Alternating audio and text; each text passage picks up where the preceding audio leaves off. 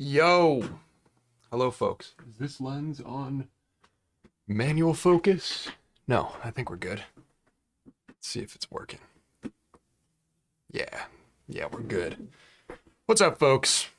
Audio setup's different today, so let me know if you can hear me properly. If it's too loud or too much background noise or anything.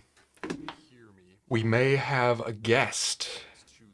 Oh, is my desktop audio on? Sorry. There was an echo. Everything should be working. We may have a guest. Michael, the roommate and cameraman for this week's video. He may be joining us in a minute to give some commentary. We'll do the director's commentary early this stream and then hang out for a bit after. You said nope. Nope to audio does not sound bad, or audio does sound bad. Let's see. Mute the desktop audio. Let's just see. That sounds pretty good. Not bad. We'll see how I like this setup. Because I like the idea of, I've got a compressor on this week, and the gain is higher. So, like, in theory, I can move around more, and audio will stay somewhat decent. Audio's horrible as always. Beautiful. Sweet.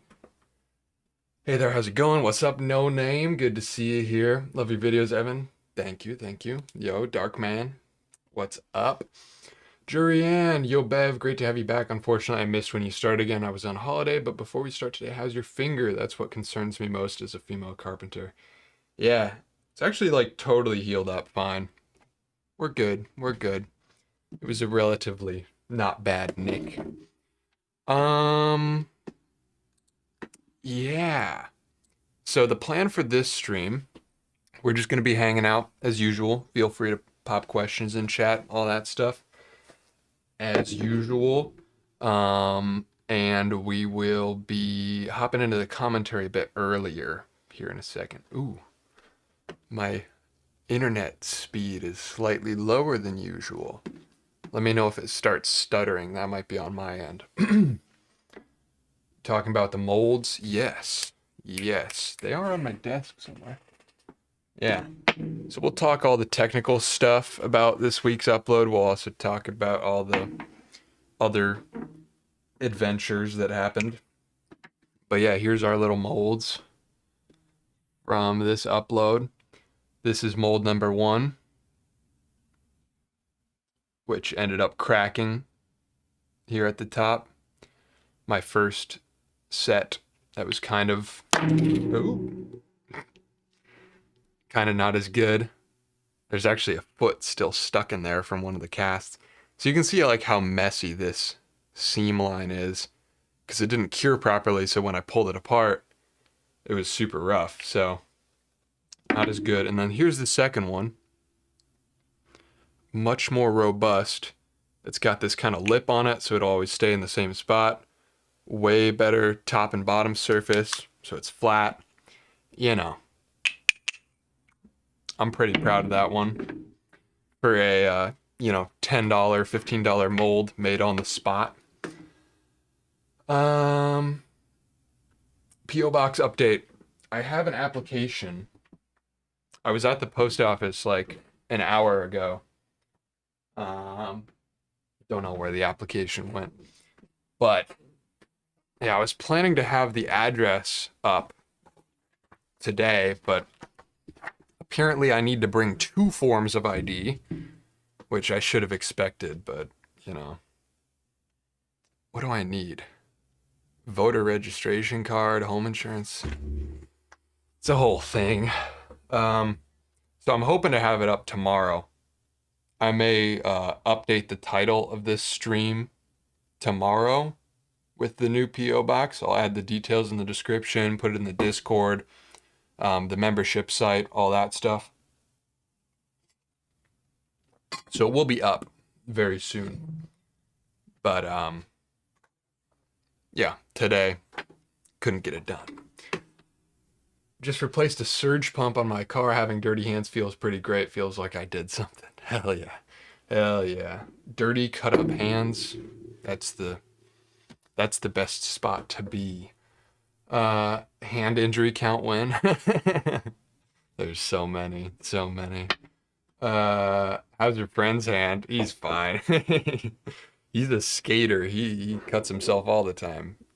But yeah, you're talking about the second channel upload. I put up a couple clips on my second channel of just extra stuff from the from this video. Let's see, does my monitor work? Yeah. Bevman breaks Pap's hand and then rants about Quibi. That's pretty much what happens in that video.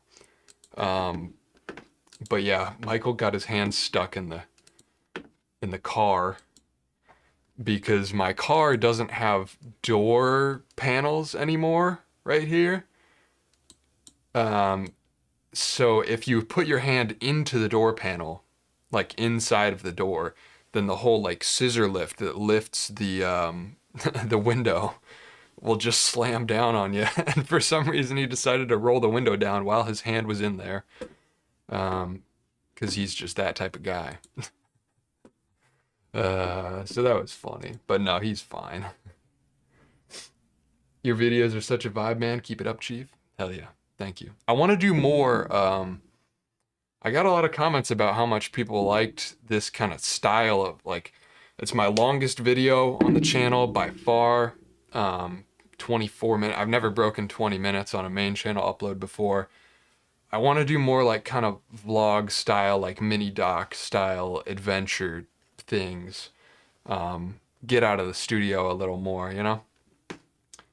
But, you know, it's harder to do that. Those kind of things typically cost more money and stuff, but I would like to do one of those every couple months. Speaking of Discord, did you remember? I tried. I didn't see you on the ban list. I don't know what's up. I don't know if you made a new account or something, but like send me a friend request on Discord and then I will make sure your account's good to go.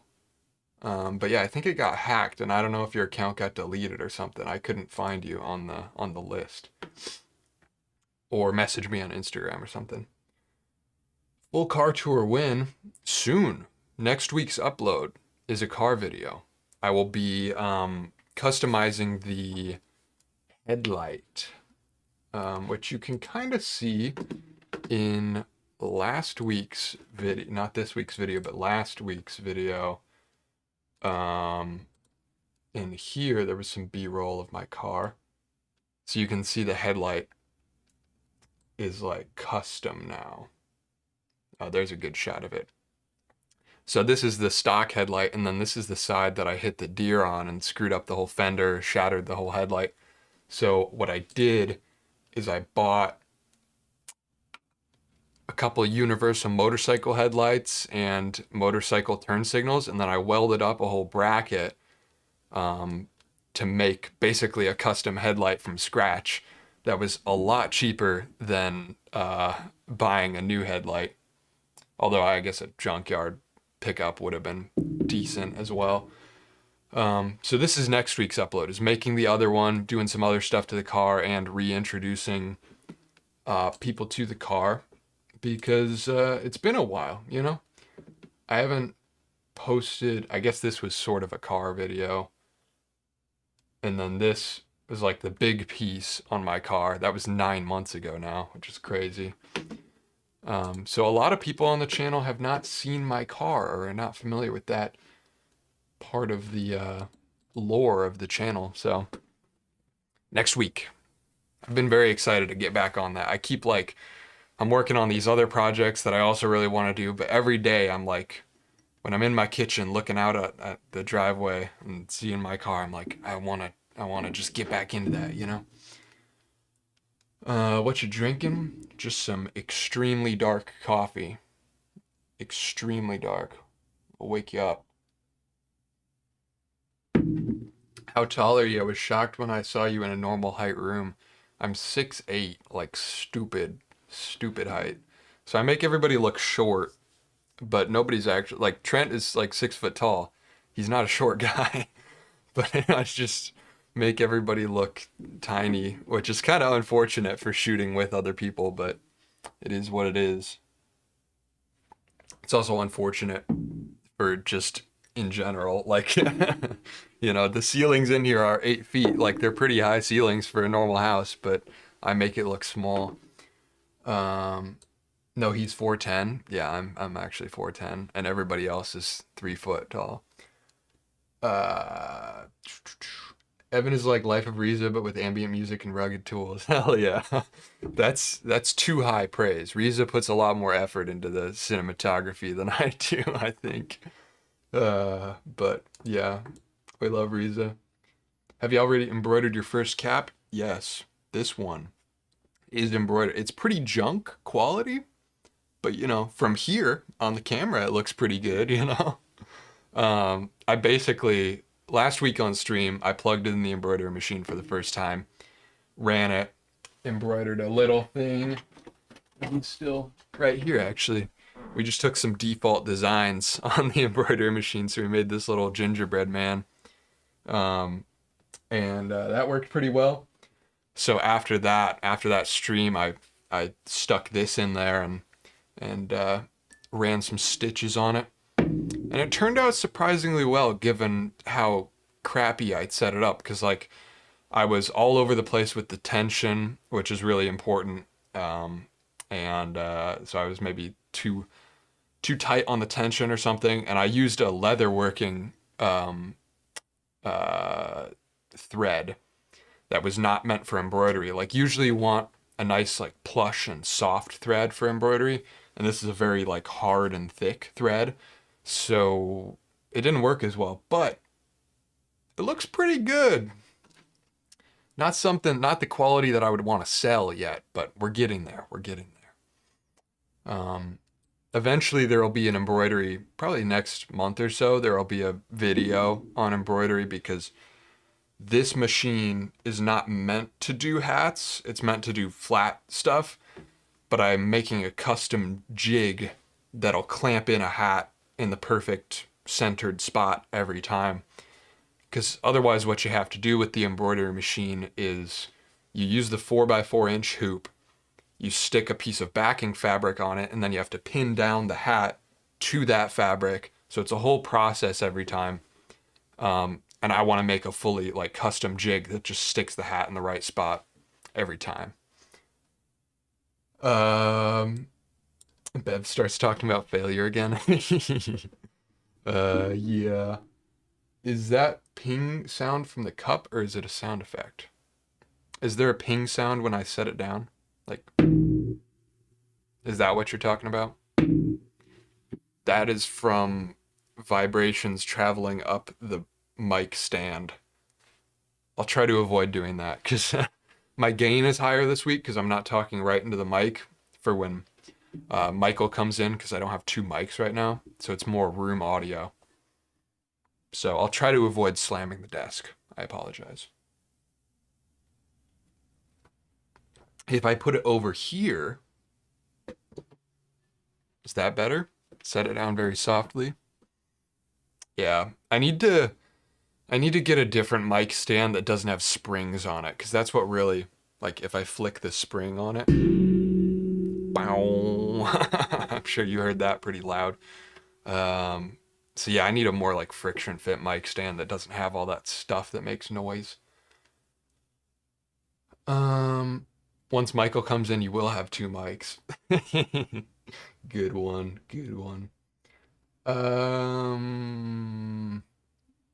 What's up, Evan? This is the first stream I've managed to catch in months. Hell yeah, glad to have you here. Hey, Evan, you give us a lot of inspiration. Keep up the work, please. It means a lot. Thank you. Oh, try a piece of fabric under the cup. Yeah, I should just have like a cup holder or something. Set it down on a field notes. This is my poster now. Let's see if this helps. Oh yeah. Yeah, that probably worked. Um, 6 spring reverb. Yeah, that's could make some sci-fi sound effects out of that. Let's see. Wait, so which mic is this? This is still the same mic. Right there. It's just normally I'm talking right into that thing, but now it's the gain is way up so that I can get, so I can move around and still have fairly decent audio. I don't know. I'll watch the stream back and see what I can improve for next time. Maybe I need a different mic if I'm going to do this kind of setup. But we'll see. Yeah, so we're going to hop into the commentary here in a sec. Me and Michael is my roommate. He's going to pop in. He was the filmer for this one. So we got lots of stuff to talk about behind the scenes on this thing. Ooh, I just realized I need 2 headphones because I can't play the audio out over my speakers. Hmm.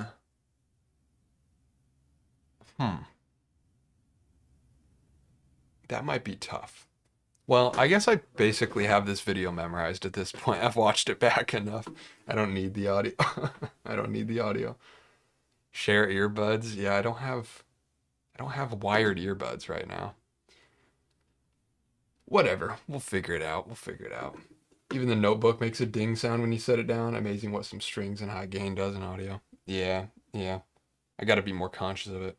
Or I can just chug the coffee and then there's nothing to make noise anymore.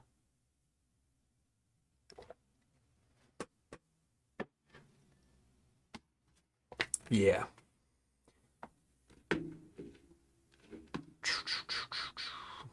Okay. Well, we're going to hop into it. Also, shout out to the second channel. I'm going to be posting more random junk there. So I posted like some extra footage from this video yesterday. Today I have a video going up that's just like 20 minutes of me sanding down a table, all shot on this little point and shoot. I did like a point and shoot vlog of refinishing this dining room table for this house because we're still kind of setting up the furnishing and stuff. Oh, there's clear focus film. So you can't join on that account? I don't think that account is banned. I'll figure it out later. I have cheap 4-channel headphone amp. Yeah, I think I have one of those somewhere for like a podcast setup, but I don't know where it is right now. Do you ever find anything dope at thrift stores? Half my camera gear is from thrifting. I haven't had as good luck with thrifting for cameras, but definitely for like random other stuff. I will pick up a lot of stuff at the thrift store for sure. Like the switch panel that I use for my lights was like $2 at a thrift store. I don't know, can't think of too many things, but I definitely pick stuff up all the time. Just not cameras around here. I feel like those don't show up as often. Will Bevman content ever be made Patreon only? I've thought about that. Like if I do more polished behind the scenes stuff or shorter projects, that might go behind the paywall. But for now, um, I just have random funny junk going up on there and I don't really want to paywall that. But eventually, yeah, some paywall content. Maybe. I just don't want to spend too much of my effort on videos that I don't know. I'm debating the paywall stuff and how much I offer there. Do you ever made friends with the lady in the back to get to sift through the cameras worth making friends with people at the thrift store? That is a good idea. I used to know somebody that worked at the Goodwill, and that was a good hookup. Do you have any experience with GoPros? I'm thinking of getting one to have as an occasional vlog camera. I don't own one, but I mean, Michael has one. He uses that a lot for vlog type stuff. And I gave one to my buddy for his birthday. He uses that for vlog. It's like a nice little pocket camera to just carry around, film stuff. Um, Obviously, like, if you want like cinematic looking B-roll, there's no zoom. Like, it's all, or well, there is zoom. I think it's just digital zoom. But you can't get nice like close-up shots of stuff. But for like a wide-angle vlog camera, I think it's a good pickup. Just get like a couple years old one. You don't need the new 11 or 12 or whatever they're on. Get the, 9 or something. You can pick them up for $100, $200. Insta 360. Insta 360 is pretty good. That's what my little modded camera is. I find their software a little more annoying than GoPro, but I don't know, personal preference. It's a good camera for sure. Also, like Insta 360 has more interesting stuff with like big sensors, where GoPro is always small sensors. Let's see. Hey, I just started to follow you recently. What's up? Glad to have you here. Still got my GoPro Hero 3 worth keeping around, still find uses. Yeah, 100%. I've got a couple old GoPros sitting around that'll make it into a video eventually. It's like this old, back before like Insta 360 was a thing and cheap 360 cameras were available. Or not I, but my old boss and friend Jesse, he picked up one of these Kickstarter things that was a bunch of GoPros stuck together on a 3D printed mount, and they had some custom stitching software to stick them all together. So I've got like 7 GoPro Hero 3s or something, or maybe 2s stuck together. And I'm going to make a video where I try to get that thing running again.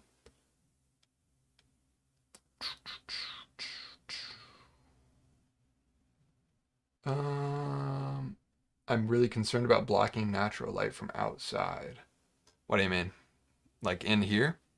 I kind of do it intentionally so that I don't, because the lighting can get so inconsistent. And I try to have it as consistent as possible so I don't have to screw with my camera settings, you know?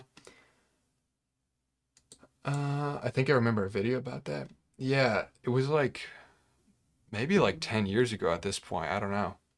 But I will make a revival of that soon. It's actually right up there. And then maybe after I do that, if it doesn't work very well, then I can tear it apart and use the GoPros for something else. Because like Casey Neistat used to use old GoPros for his security cameras, and they would just run 24/7, which I think is a sick idea. So I might use them for that. Don't know. I'm gonna unbox these hats actually because I'm excited about this. I have. So I was talking about this one that I just embroidered. I've got a couple designs. This is probably not one that's gonna go up until much later when the logo actually means something. But I've got a couple designs that I want to do and make available on my site. So I'm looking for hat blanks to be able to do that. I've probably bought a dozen or two different brands of hat blanks to try to find like the perfect fitting one with the right materials. And I just got a couple in that I think are going to be pretty promising. So I'm going to check that out. I'm late, but did you make hats? Working on it. They're not available yet, but this one is custom embroidered. Just a little test design, a little simple test design. I know the lighting on set has to be consistent. Windows are always a pain in the butt. Yeah, for sure. I left this package out my window.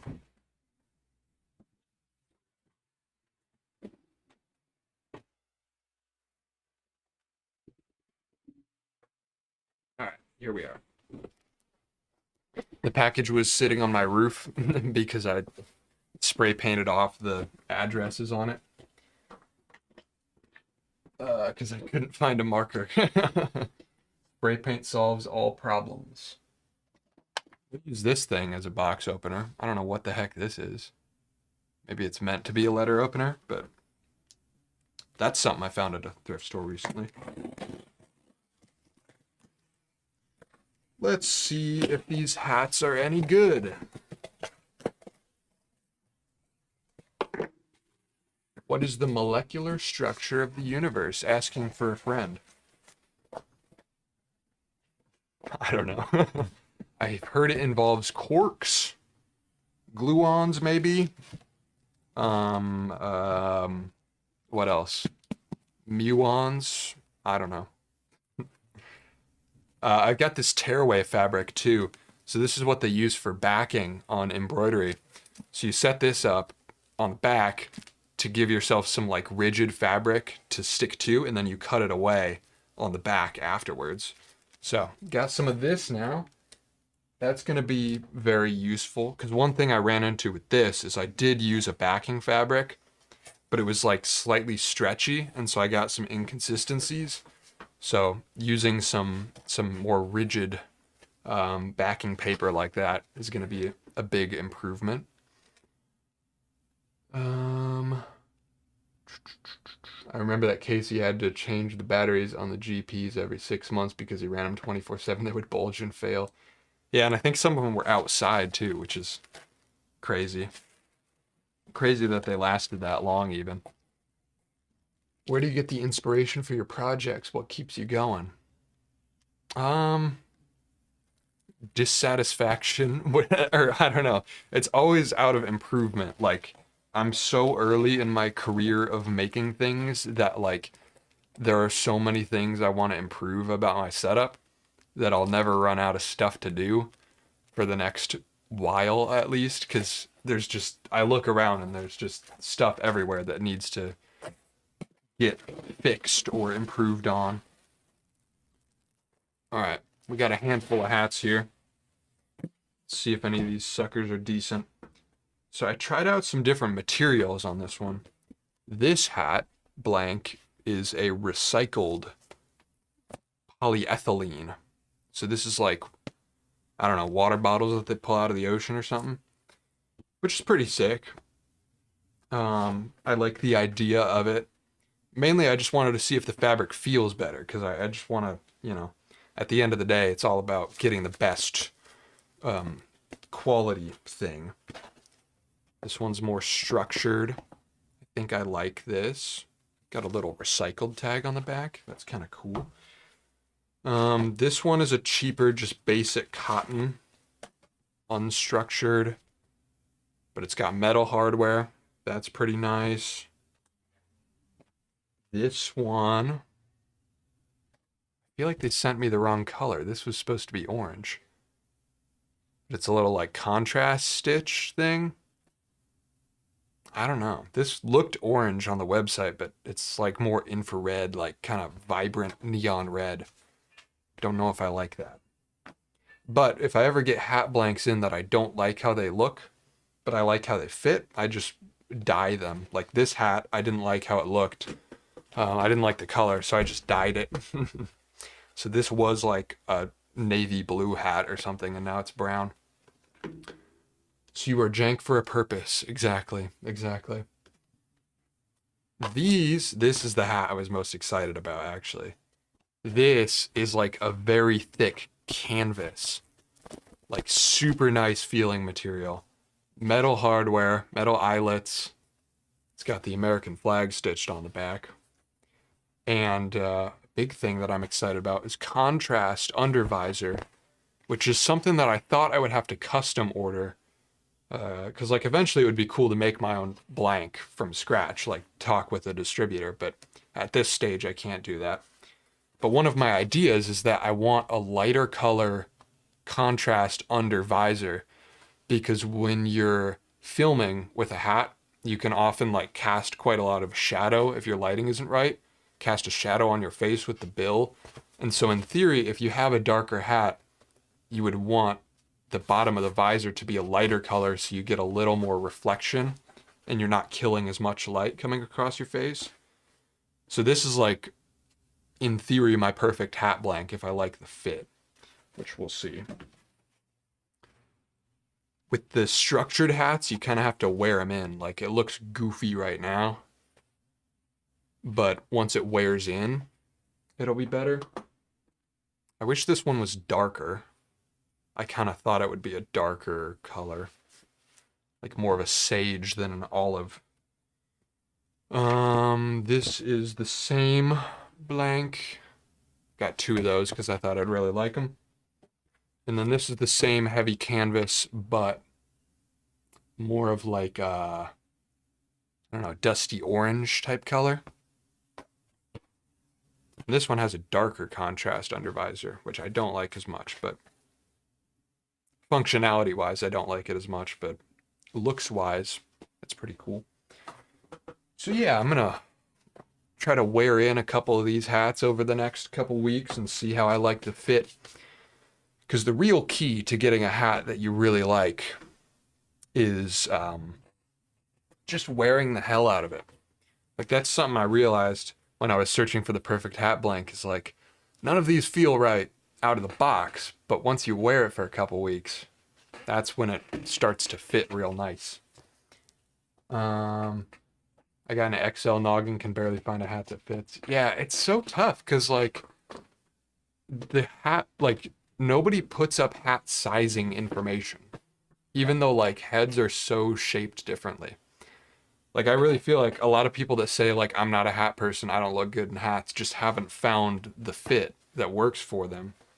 Because there's so much different kinds of blanks, and nobody ever puts up size info. So that's one thing I want to do, is like make a couple different kinds of material available, a couple different kinds of fit, and like actually put up good pictures and measurements so that you can tell which one is going to fit you. My goal is to not sell junk hats that are going to sit in your closet, but like sell your daily hat, you know?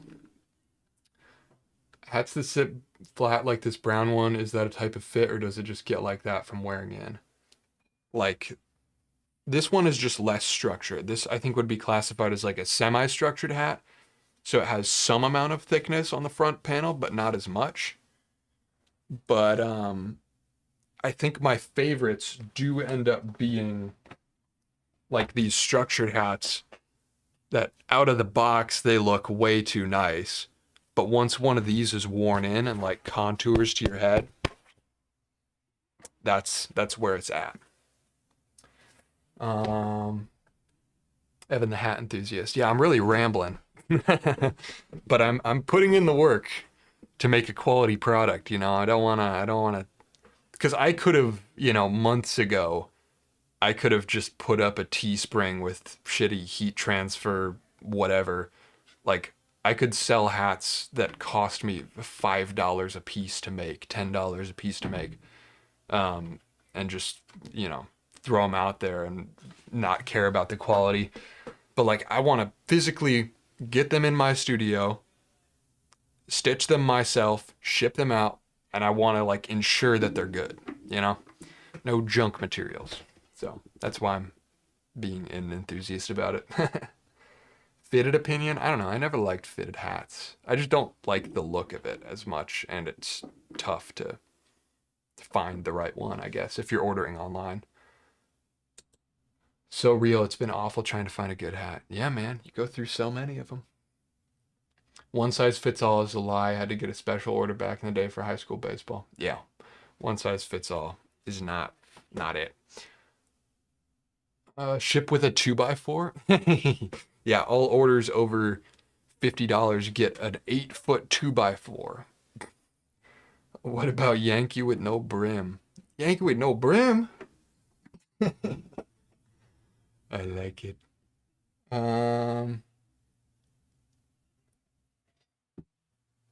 Yeah, so excited about that. I'll wear these in.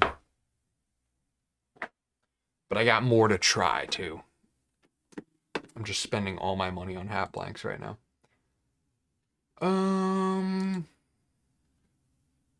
Where to from here?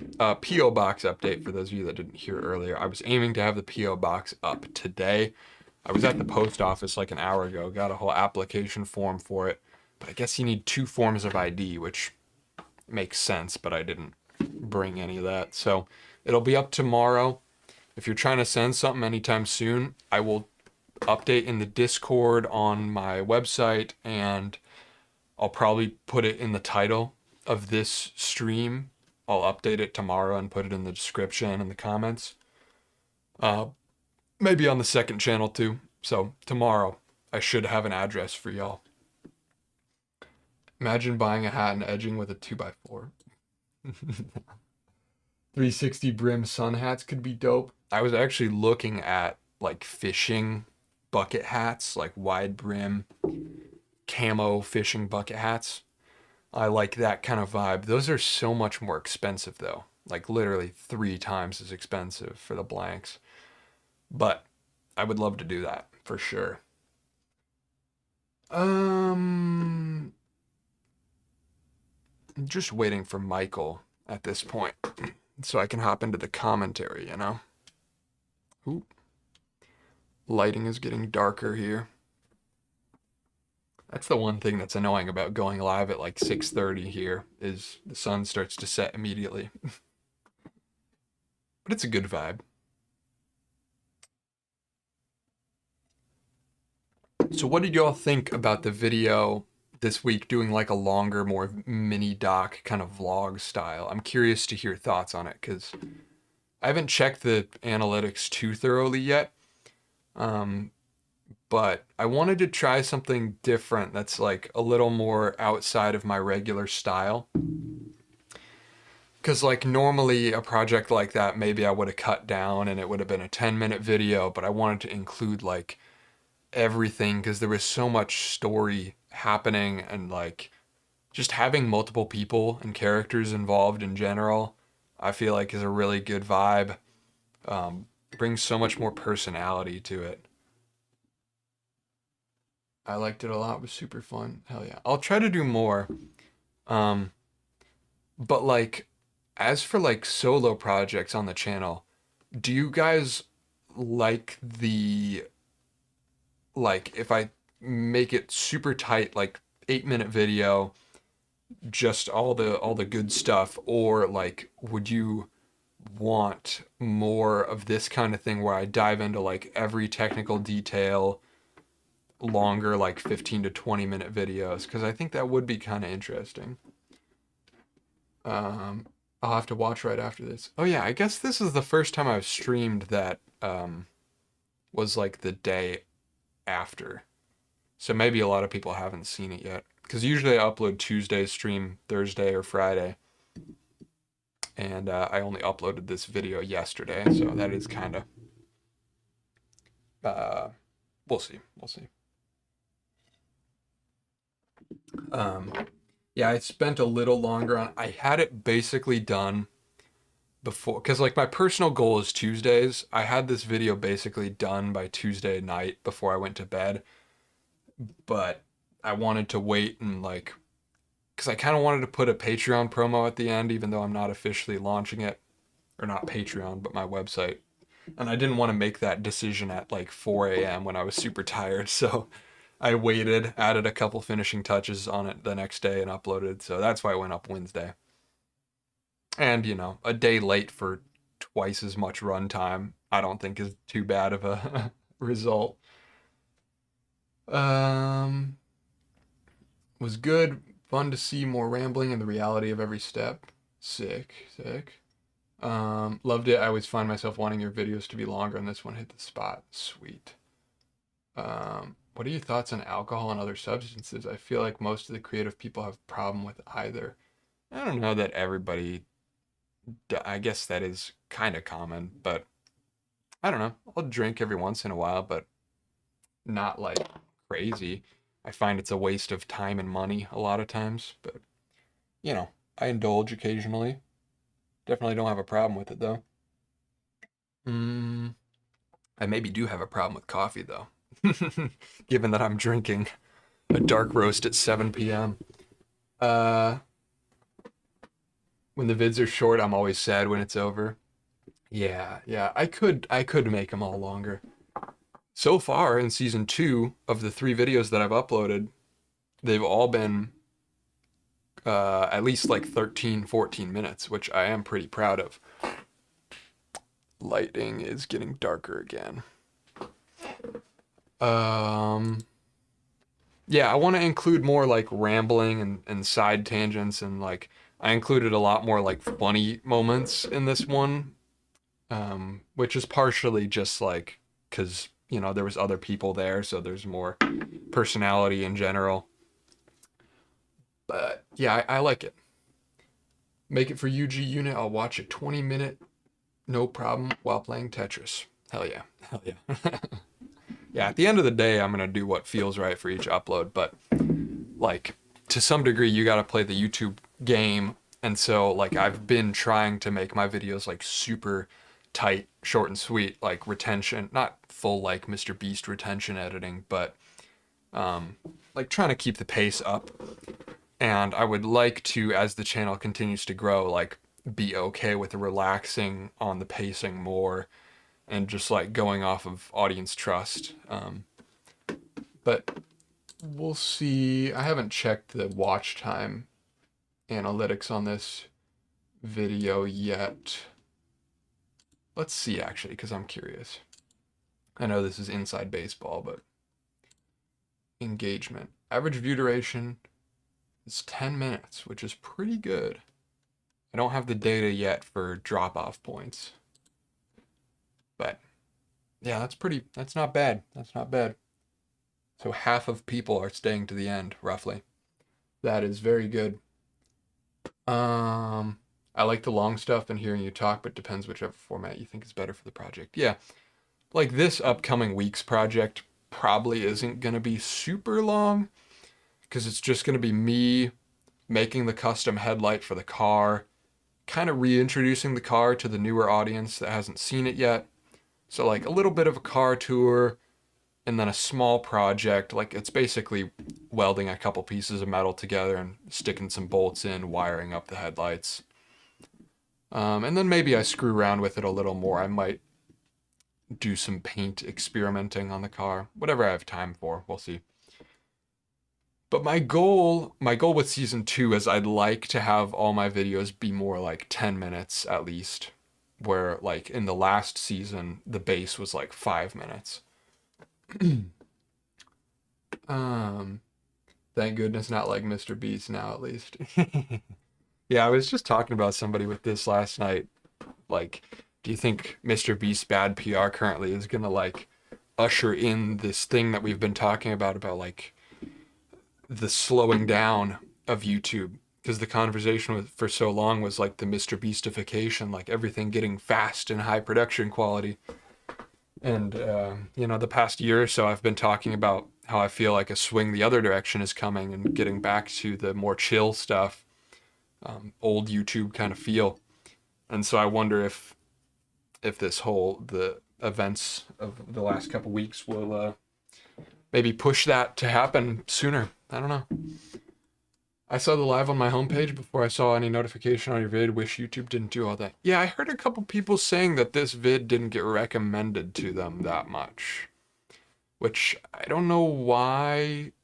The video last week also did worse than usual.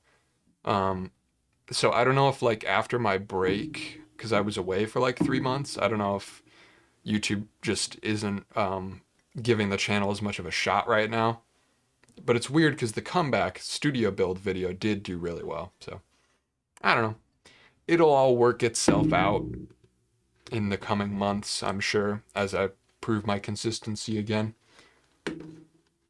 Evan Monsma fakes his videos, hurts his hands, use clickbait. What a scandal.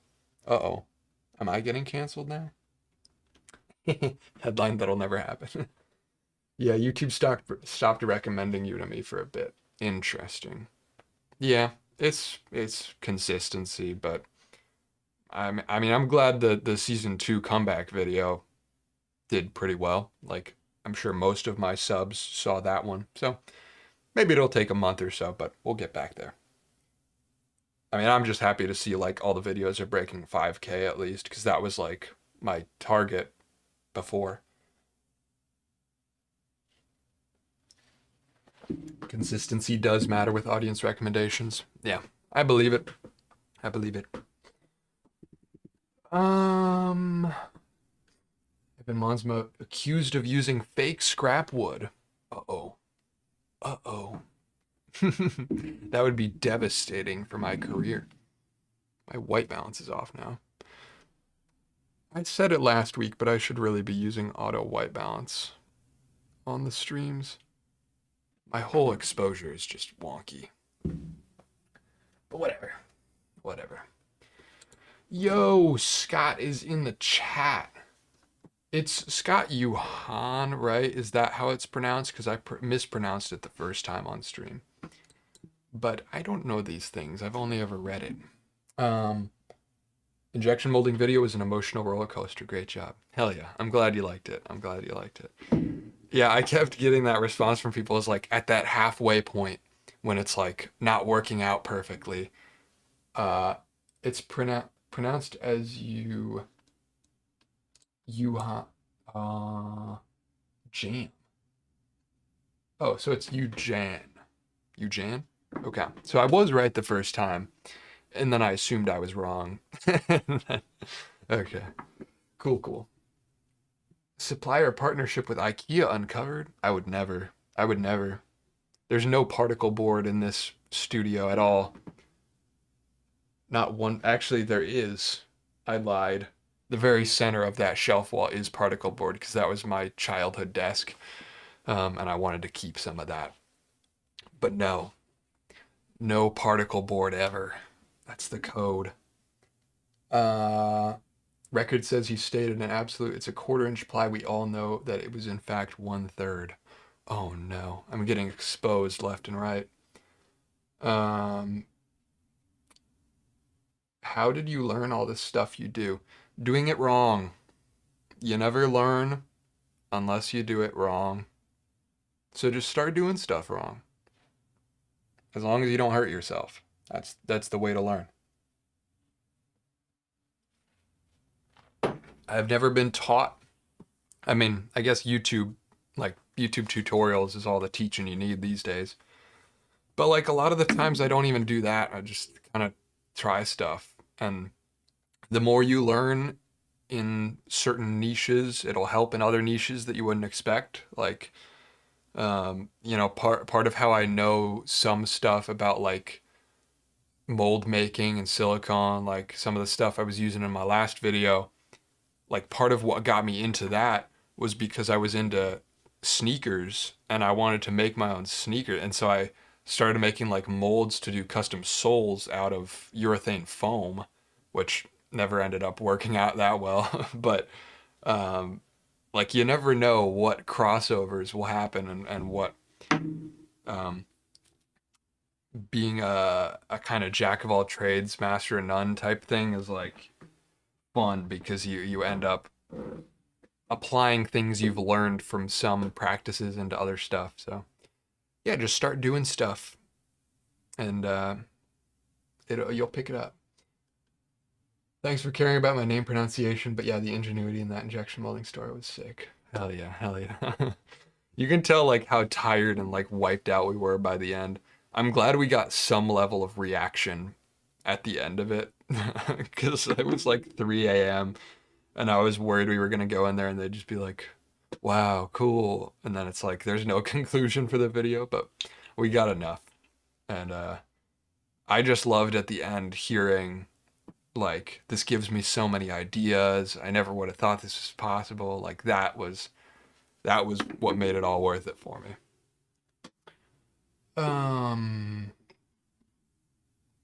Let's see.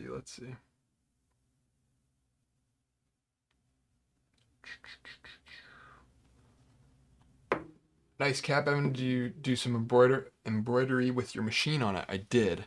It's super janky. I'm sure it looks fine on camera, but this one is my jank test. I used leather working fabric, which is like super hard fabric instead of like plush embroidery or thread. I meant not fabric.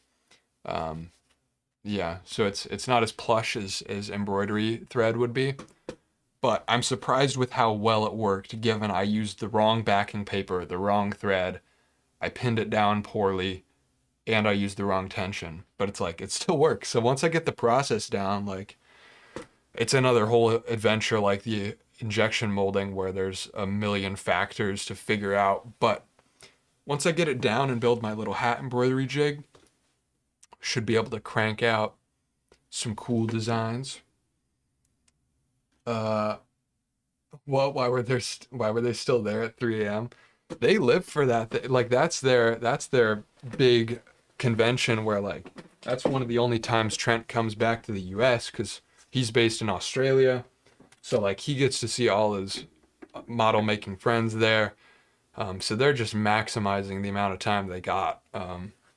He flew out at like 7 a.m. or something the next day.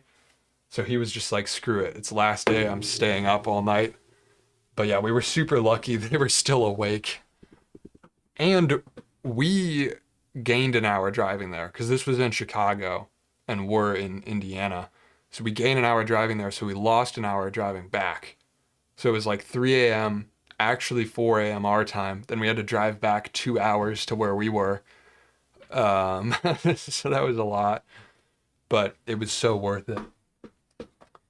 That's so cool. Looks like a great bunch of makers. Yeah, it's a very good time. I'm gonna go again next year.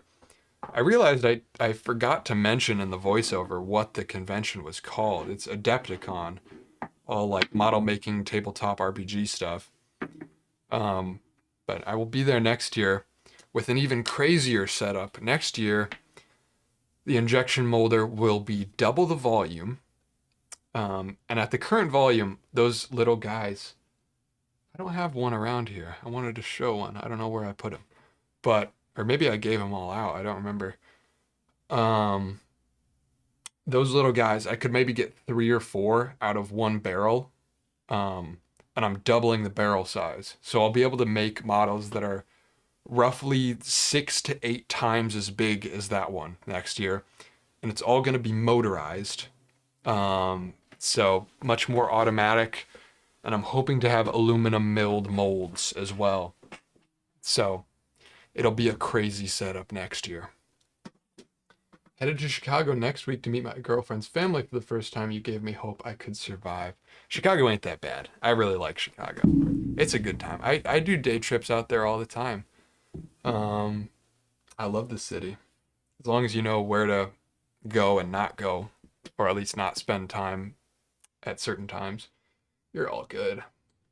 Um, I mean, I lived in Cleveland for a year and a half, so I don't really care about that kind of stuff.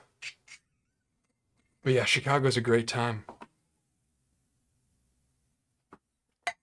Okay. I don't know if Michael left. I haven't heard him in a minute. Kind of waiting for him to come up so I can do this.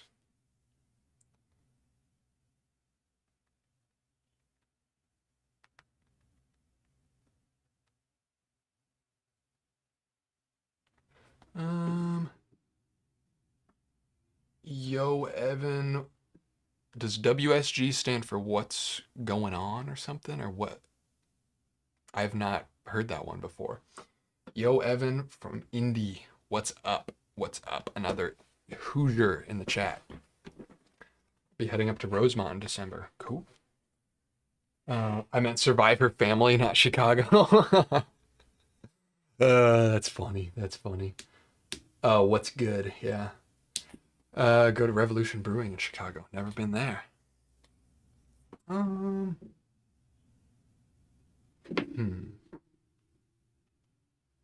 Oh, he left.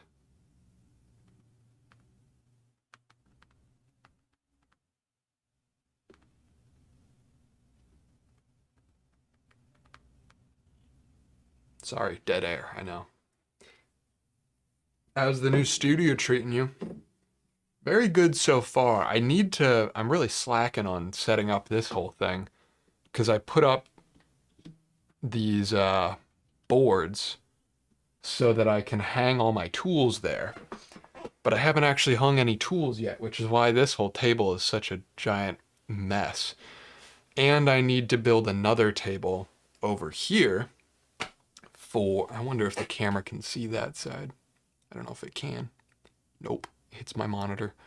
I need to build another table over here for my machines, because like right now, you know, the belt sander's on there, the embroidery machine's on there, that's eating up a bunch of my space.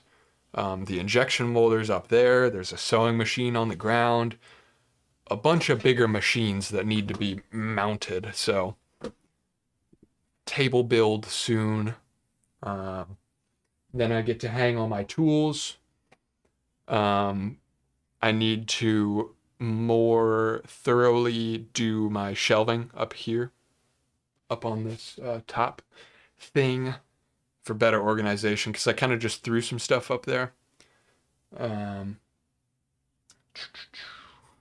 1 hour table. Yeah. I kind of like the idea of doing another 1 hour table speed run. Might do that. The problem is I need something.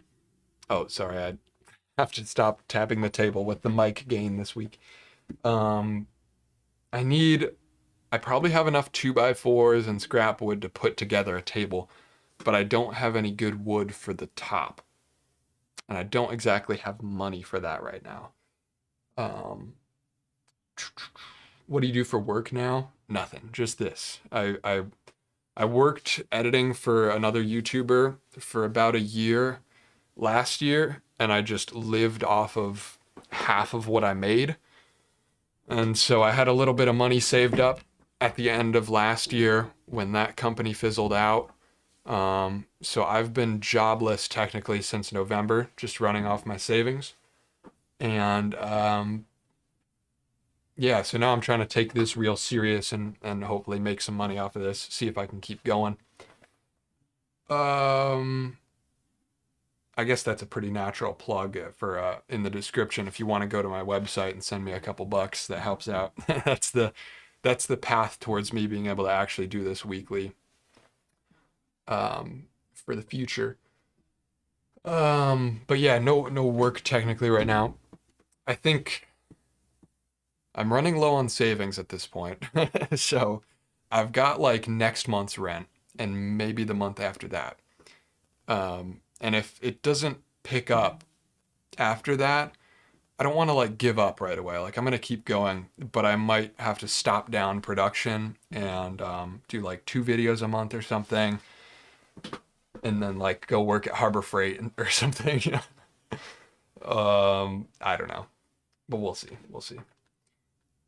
You got me inspired for one of my projects. I found a piece of wood on the side of the road and made a keyboard handrest for my split keyboard. I need to do the second one, but I need to get some time. That's sick. That's sick. That's a good project.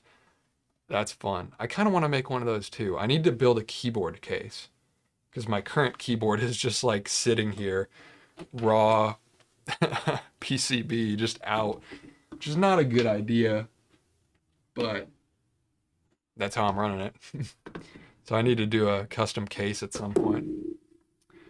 A bit late, but your setup looks great. Oh yeah, thank you. Have you considered merch or like an Etsy shop where you made small trinkets or such? Yeah, we're working on it. That's what the hats are for. If you weren't here earlier, I unboxed a bunch of hat blanks for production. So I'm gonna run embroidery on some of these, see if I can get the process down, and hopefully launch some custom in-house made hats soon.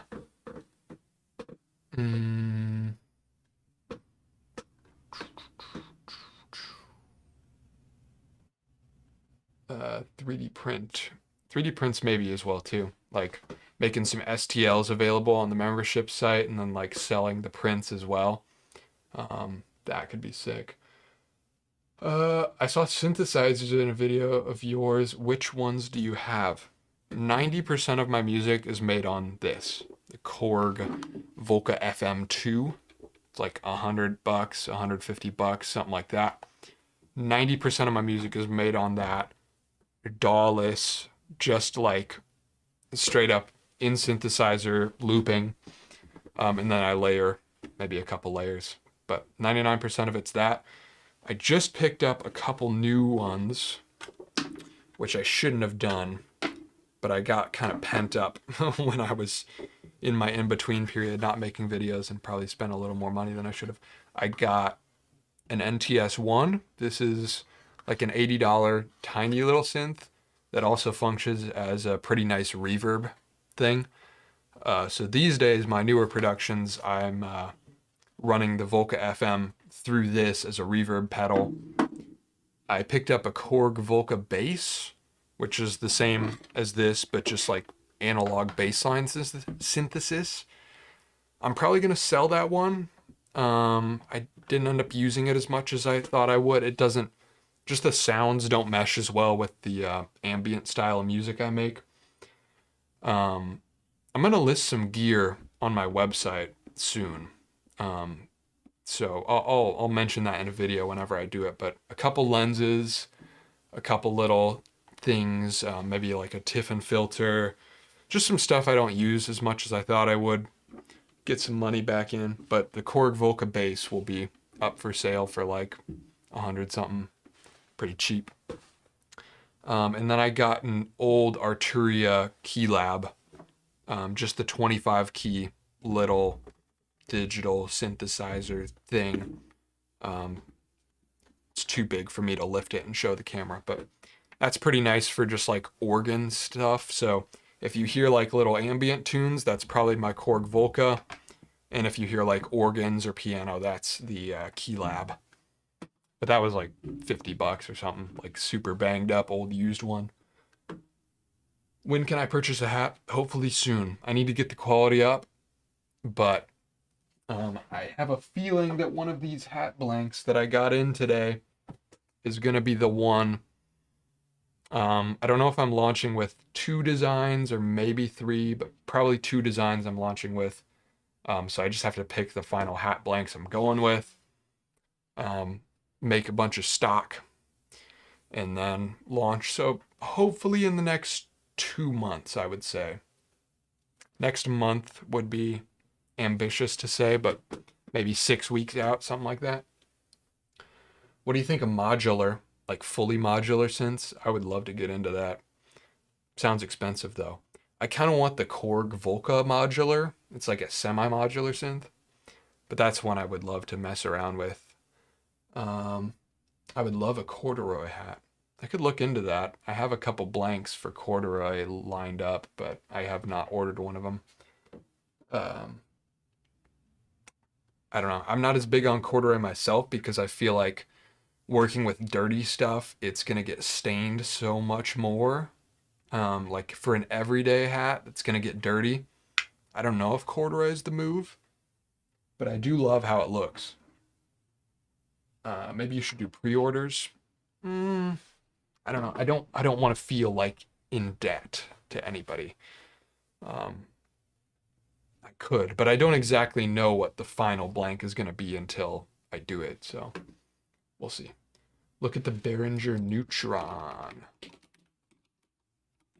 Neutron.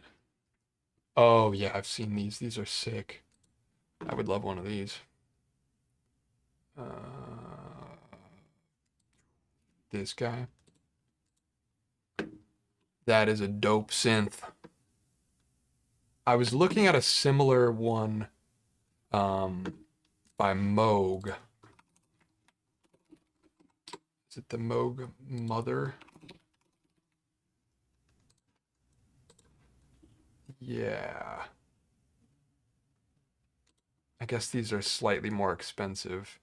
I cannot afford any of these right now, but yeah, kind of similar idea. This is one I was looking at. One day. One day. I can't look at gear right now or I'll spend all my money. Look, Mom No Computer has some sick modular synths, all bespoke stuff. Ooh, I'll check them out.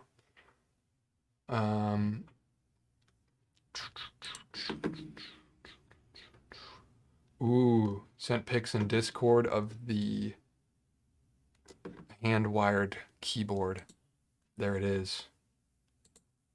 That is sweet looking. I love it. I love the colors. That's sick. And that was scrap wood. That's awesome. Jeremy Bork, what is up? Good to see you here. Yes, I caught the live. Great last 2 uploads, bruh. Fire. Hell yeah. Glad you liked him. I'm gonna hop into the commentary on this vid, I think. Michael should be back soon, so he can hop in and explain some extra stuff about it. Any advice on spending less / how did you have your budget trying to save up for stuff, but I often want to impulse buy. It helps like buying everything used. Like I don't buy anything new ever. I cut out fast food and clothes. I wear the same clothes every day. Not literally the same clothes, but I have like a couple pairs of the same thing. So I don't end up wanting to buy new clothes, having like a uniform. No fast food saves a lot of money. Cheap rent. No car payment. Live under your means, you know? Don't overextend yourself to impress anybody. Have a cheap car that you paid off in full. My car was, I don't know, I paid too much for it from a dealer, but it was like $3,000. Just paid for it cash with my summer job earnings at the time, so no car payment. And then you just don't have much monthly cost, you know? Like my cost for survival right now is maybe $1,500 a month. Like rent plus utilities plus food plus a little bit of gas, and that's all I spend, you know? So yeah, I guess that's my advice for saving money. But what do I know? I'm just some 23-year-old dude. So I don't have that much responsibilities to, like, I got car insurance and stuff, but I don't have health insurance bills yet.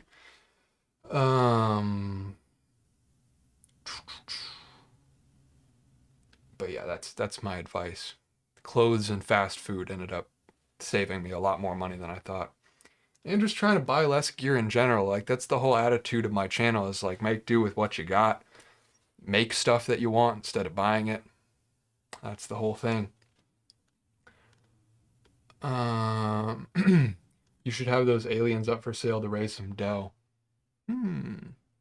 Yeah, I didn't make the model though, so I don't really want to like sell somebody else's model. But miniatures of some kind for whenever I do part 4. Why did I do 5? 4 of the injection molder. Miniatures for sure. Some little spaceship miniatures. That's something I would do. Fast food isn't even worth it. Yeah, especially not now. Costs freaking $10 to get a meal anywhere now. Let's see. Let me pull up this vid.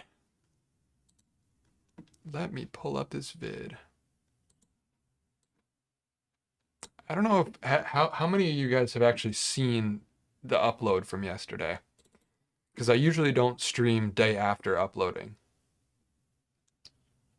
so I don't want to, you know, do the whole director's commentary and ruin your viewing experience if you haven't seen it yet. I think it's important to remember that if you're ever worried, you are creating a willing fan base that'll help you when the going gets rough. I appreciate it. Yeah, I'll officially launch the I'll give the whole pitch on the membership site or the direct contribution site in the next couple videos, because yeah, we're getting there. Sign some scrap wood and put it in epoxy coat, that'd be dope. Thought about it. Maybe like a $15 a month tier where you get scrap wood every month. Me, I did, it was so good. I have sick. Okay. Dope. So we can do the director's commentary. Let me pull this up. Live within your means and don't spend money trying to impress people. Exactly. Crappy cars are cool to have. It's much cooler to drive a beater than it is to have $1,000 a month payment, you know? All right. Let's see. Let me move my chat over here so I can still see y'all while I'm watching this vid. Pull up the video. Tucson gang rise up. Exactly. Crappy shitbox Korean cars from the early 2000s. That's what it's all about. If I got a signed chunk of scrap, I'd still probably try to turn it into something. That's the goal. That's what it's all about.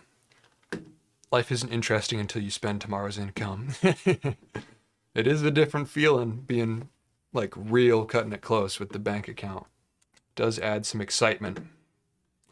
Although I don't like it a lot of the time. What's your opinion on Suzuki K cars and trucks? I love K trucks. They've gotten more expensive. I kind of regret not buying one like 5 years ago or whatever before they got hyped up. But they're sick. Right, I got a Honda Civic 2005 that I just rebuilt the direction suspension. Still 100,000 kilometers more to go. Hell yeah. You have a K car, Keith? I'm gonna need to see that whenever I visit.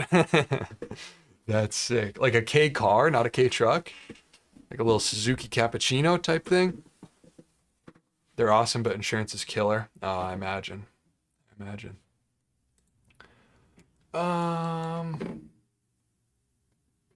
Yeah, let's start this director's commentary. This is gonna take a while. This will be a long one. I'll keep answering questions throughout this, but I just want to pull it up because there's a lot of behind the scenes stuff on this one. Okay, that's really loud in my ears. Got to turn the desktop audio on for y'all. To go, I built an injection mold. How is that? How's audio levels currently? Molder with some cheap drill presses and some custom machined parts. It's probably a little quiet. The basic idea is that it Turn extrudes melted plastic into a mold so you can make copies of whatever tiny little trinkets. Old studio camo? True. Yeah, it's funny because I did this. The voiceover for the first 30 seconds is very old. I did the entire video in the last couple days, minus these first couple lines of VO, which is why I say a couple weeks ago when it was actually a couple months ago at this point. This video was filmed in mid-March. Lamau, I just found your channel, watched the video about building your studio, then was going to watch this video but saw you were live. Well, feel free to... the nice thing about YouTube over Twitch is that you can rewind, so feel free to go watch it on your own time if you don't want me to be interrupting every 30 seconds and take an hour to get through a 20-minute video. And then you can always come back and hop back in. But yeah, it's rambling time. A few weeks ago, I built an injection molder with some cheap drill presses and some custom machined parts. Rip the old studio. The basic idea is that it extrudes melted plastic into a mold so you can make copies of whatever tiny little trinkets you want. This week, I'm taking the setup on the road to Chicago to meet up with another YouTuber, Miscast. Trent is a maker who specializes in miniatures for tabletop games, which is what the convention in Chicago is all about. Should I rear end this Tesla? Yes. Why is your car? There's a lot of crappy audio in this video. And I maybe should have put like captions on it, but I didn't. I like that though. Should I rear end this Tesla? Yes. That's so loud. Because I removed all the things that make it. How are audio levels, by the way, people? Can y'all hear pretty good? Using the CRT in place of just cutting to footage is a top tier move. Yeah, I like it. It adds context of like, this is not my footage. This is somebody else that I'm watching. Vid's a little quiet. Okay, good. Thank you for the feedback. We just got to the convention and we got a flat. So Evan's gonna put on a spare. This is the spare. I have no idea what to expect out Pretty decent now, or a little higher. of this convention, but My God, it's Evan Monsma, plastic guy. Have I graduated from woodman to plastic guy? Wait, so this convention was back in March. Was going to ask how you were wearing a jacket in our Chicago heat. Yeah, yeah. I do talk about the cold more later. The injection molder is set to Celsius, so for us Americans, it's a little harder to parse. But it was at 10 degrees Celsius when it started to warm up, which is, I actually don't know. Oh, that's 50 Fahrenheit. That's not bad. It was definitely colder than that. That was probably while it was heating up. I don't know, but it was close to freezing there. It was like, I don't know, mid-March Chicago, nighttime, not the best. I'm not leaving without making something. Gonna see if we can find Trent in there in all the madness, and see if this crappy injection molder will actually make something with the molds we got. I actually have like no info on what he brought. We'll see. Have you figured out how to embroider on a curved surface? For the hats? Yeah, pretty much you stretch out a flat piece of backing fabric and then you have to pin down the surface to make it flat. But I need to build a custom jig to hold the bill in place, because otherwise it's a little janky. Home Depot better start sponsoring. They really should, or I should stop wearing the jacket. One day I'll do my own jacket, but for now it's Home Depot. The funny thing is, I'm not even that big of a Home Depot guy. You know, I like Menards more here in the Midwest. I know y'all don't have Menards everywhere, but in the Midwest, I'm a Menards boy. And then when I went to Cleveland, there were no Menards there, which is strange. So I was a Home Depot guy in Cleveland. And now that I'm in Indianapolis, now I'm a Lowe's guy, because Lowe's is the closest hardware store to me. Evan wants my racing jacket coming soon. Maybe. I didn't even register the temp was Celsius. How often do people think you work at Home Depot when you shop there? Occasionally. Actually, pretty often. And then sometimes I'll be shopping at Lowe's wearing the Home Depot jacket, and people will like forget where they are, I guess, and they'll ask me where something is because they just see me in a hardware store jacket. So it happens quite a lot, actually. Yeah. And sometimes I forget because I wear the Home Depot jacket every day. That like I forget sometimes that I'm wearing it, and I'm like, why are you asking? Oh, yeah. Walking into this convention center, I felt a little underprepared. Scrapwood patch, you need a logo Scrapwood Media.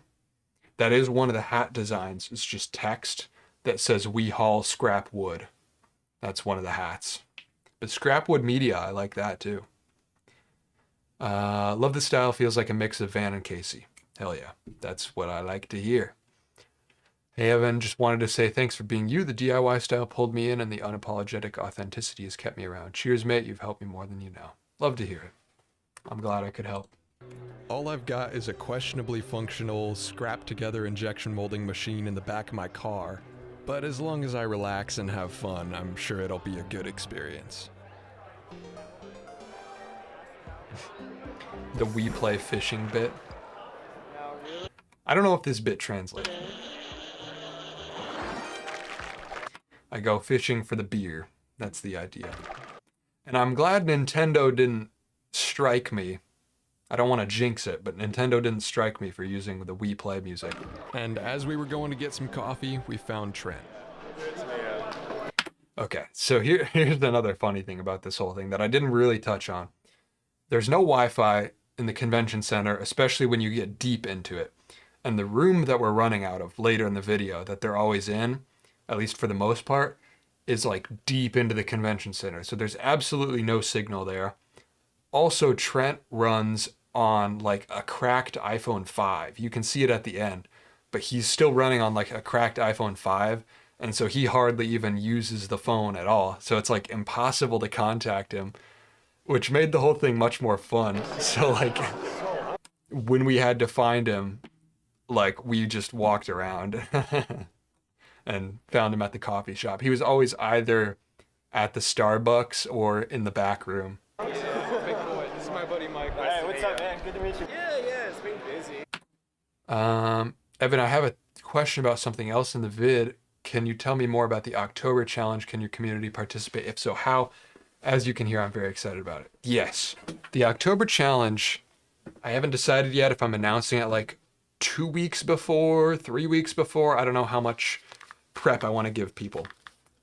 But, because, you know, there's an element of building hype, so I want to do it like right before, but at the same time, I want to give people time. So daily videos in October is a thing that I've been doing for the last couple years, the last 2 years. On my second channel, the goal was to get better at talking to cameras. And so I would do these daily videos where I would just talk into a camera for 5, 10, 20 minutes, chop it down a little bit, and post. And every day I had to do that for October. And I kept the tradition. So last year, yeah, it's Breakfast with Bev. Y'all know about it. Last year, I did it again and invited more people along with. So there was maybe 5 or 10 people doing these weekly video or daily videos with me last October. And so this year I want to put it on the main channel and challenge everybody to do it along with whatever your goal is. Like if it's to get better at making something, maybe you draw something every day, maybe you do a live stream every day, maybe you, I don't know, whatever, but put out some piece of media, some little video every day, whatever your goal is. And that's the October challenge.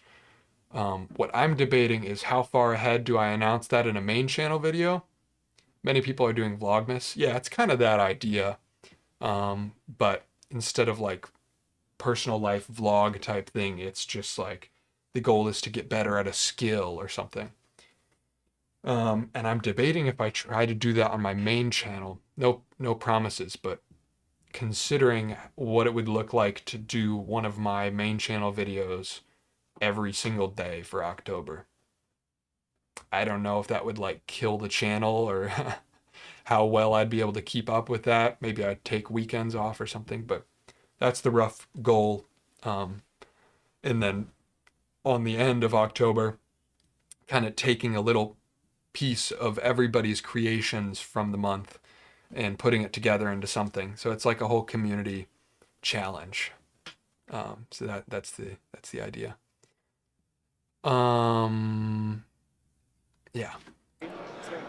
So y'all are definitely invited along on that journey. I'll talk about it in a main channel video officially 2 or 3 weeks before October. Could you film every day and upload weekly? I mean, I kind of already do that. The challenge is like trying to do something daily. I mean, Casey did it for 800 days or something. I don't know. I think I could do it, and I don't think it would ruin the channel doing it for a month. Does it have to be a video or can it be written? I think anything would be good. The Discord is going to be the place for it. We'll make like new channels for it for you to share. But yeah, some kind of creation that's like a challenge for you to do every day.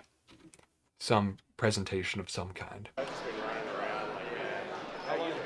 This is my first time meeting or collaborating with another YouTube creator. It's strange because I've watched his videos for so long, but at the same time it feels like we already know each other through our channels. And before I knew it, we were headed out to my car to give a little demo of the injection molding setup. This is the car. I promise I'm not like a meth addict. I promise I'm not like a meth addict. I don't know if you can hear that line, but Damn. Here, you gotta see the dashboard actually. This is the most of it works. most of it works. That's the crackdown setup. That's fucking fun. Airbags still. Trent's camera setup was sick here. He was recording straight to SSD on the Blackmagic. Very cool to see. Probably work, maybe. Like your spare tires. Oh yeah. Yeah, those are rated for 70 miles. That was a joke, obviously. The spare tires. Those are random trailer tires that I had sitting around, and they were in the back of my car. So the ongoing joke was that they're spares. But only 3. So I gotta heat it up and purge the old plastic. So this will show you the temperature it's at and then the temperature you're targeting. So it's at 14, 15 Celsius out of 230. But basically this is a plunger, this is the whole heating thing. And it'll stick the mold under there, just plunge through whatever plastic you got. I was chopping up 5-gallon buckets to try to get them to injection mold, but that wasn't like the best plastic for it. So I got some like other pellets. Nice. Yeah. Yeah, so the buckets were HDPE, high density polyethylene, which I found out is used in bigger applications like buckets because it kind of shrinks as it sets, which is much worse for stuff with fine detail. So it wasn't as good for what I was trying to do here. So I ended up buying what I think was regular polyethylene. I don't remember. I don't know exactly what it was, but better like dedicated injection molding pellets. Yeah, that's the setup. We can fuck around with that later today. It seemed like the group was pretty excited about the potential of injection molding, but we've got very limited time to do this. I'm only here for one day, and Trent is a really busy guy at this convention. Yeah, Trent's like, if you're not in that world, Trent's like a big YouTuber in that scene. So he was getting recognized by people all the time, and you know, all his friends are like, all just so many responsibilities. Like, I am so grateful that he gave me the time that he did, because honestly, we took a good chunk of his day working on this stuff. And this was the last day of the convention, but like, he was so generous with his time to try out this wacky thing, which was really fun. Build report? Going well. We may or may not actually get any models because we'll need to live make the molds here. I gotta ask, after seeing it now twice, do you have any regrets just showing your plate so openly? Nope. I've done it many times before. Blurring your plate isn't actually as big of a deal as people say it is, I think. Like, there's not a ton you can do with it. I don't think it's as dangerous as people make it out to. Don't take that as advice. Maybe I'm wrong, but I don't think it's bad. Which is kind of crazy, but... Like, all the info you'd find out is like, oh yeah, there's a 2007 Hyundai Tucson registered to in Evan Monsma. We're gonna see about it. Apparently there's a Home Depot up the road. We're gonna see if we can find some steel sticks, some JB weld, and maybe make something on the spot, bootleg some miniatures. I don't know. We'll see. Before I make a material run, I just noticed, did I use that same shot twice? Or are those different people? Oh, those are the same people. I used the same shot twice. That's funny. Whoops. Maybe make something on the spot, bootleg some miniatures. I don't know. We'll see. Before I make a material run, we have to find the actual model that I'm going to be duplicating. So we consulted some of Trent's other model-making friends. This is my mate Evan. He's got a, how would you describe it? Injection molder? Yeah, I have an injection molder in my car. To put like some miniatures. So Right now, we should recast something. yes. So, Tanner I like that response. I have an injection molder in my car right now. went to Noble Knight and bought an out-of-production War miniature. So this was kind of a unexplored storyline, was the bootlegging of the expensive miniature. So this guy, Tanner, he bought like this $170 miniature or something that he wanted to duplicate, but he wasn't around. I ended up using one of his figures that was the one that I duplicated, but it wasn't the same one that was like super expensive that he was trying to bootleg, which is unfortunate because he wasn't around. But yeah, that would have been cool. And next year we'll do more like proper bootlegging of stuff. So that he could get it recast here. It was cool that all these guys were excited from the start. Yeah, it was sick. Because this was like kind of like a back room. Like, I don't exactly know what the situation was, but it felt like a VIP room kind of vibe. Like, all these guys are really good model makers. And so me just coming in there with like this wacky idea was pretty exciting. Yeah, that's what I liked the vibes the whole time. It was very cool. Tanner's. Unlike an old Space Marine, so that's fun. We started looking through Trent's boxes to find a good candidate for the two-part injection mold. So this one might be too much volume. I think I was wrong here. I think I could have done that. It's pretty big, but I do think it's less than 1 cubic inch. Maybe. I don't know. It would have been close, but I think we maybe could have done this model without the base. What up, brother? Glad you're back. Congrats on the studio and all the good things going with the channel. What's up, Gare? Good to see you here. I think that would be doable. We run a seam like right along there. We need like something dumb simple for making it easy At to least part. as simple as this. Yeah. For two-part molds, the big factor is overhangs, making sure that there's a clean seam line where you can pull apart each half of the mold without getting caught on. I don't know how effective this demo was, but what I was trying to show is if you ran a seam line on this model, there would be overhangs on the tail and the head, so you wouldn't be able to pull the model out this way from this half of the mold. That was what I was trying to demonstrate. Also, these tiny little rubber dinosaurs have been in at least 3 or 4 videos now. There's a Brontosaurus and there's a Stegosaurus, and they appear as cameos in many videos. The Stegosaurus is even in the, or maybe it's it's a Triceratops. The little orange Triceratops is in the thumbnail for the Seiko watch restoration video. So keep your eye out, because these guys show up quite a bit. I think it was clear. Sick. Shooting things like legs and arms. It's quite fun. I like him. You reckon we can do it? I think so. If we've like green stuff, fill in that little gap. Yeah, that could work too. After browsing through a couple... Is that one made from a mold with a curved seam? Could you do that? I could do that in theory. It's definitely harder. It does have a curved seam on it. But that's harder to hand sculpt at a small size. But yeah, we could have done that for sure. And at some point with certain levels of complexity, if there's enough like extremities like legs and arms sticking out all different directions, there are like 3-part injection molds where there's multiple seam lines. It gets complicated. Options, we decided on the little Space Marine figure by Tanner Simpson. Yeah, let's do it. Yeah, for real. Sweet. With our model picked, we just have to do some prep work and source some materials for the molding process. Yeah, as long as it's coated so the epoxy doesn't stick to it. This whole setup was sick. I don't know if I put a wide shot in, but like this whole Mars kind of space setup, I think it was for a game of some kind. I got it explained to me, but I don't remember. Like silicone spray for like zips and stuff. Oh, I actually might have silicone lubricant in my car. Yeah. That would probably work. It's kind of funny bouncing ideas back and forth with Trent, since his videos were basically what got me into this whole... Is my stream stuttering for you guys? I don't know if my bitrate's low. It's starting to stutter on my playback. Let me know, I guess. hobby to begin with. All right. We'll meet back. Yeah, that's great. And with us splitting Kinda. Unfortunate. Let me know if it gets like unwatchably worse. And maybe we'll have to... It was for a little bit. I need to restart my router. I'm not going to do it now. If it stays decent, we're good. If it gets unwatchably bad, let me know. Spam in the chat.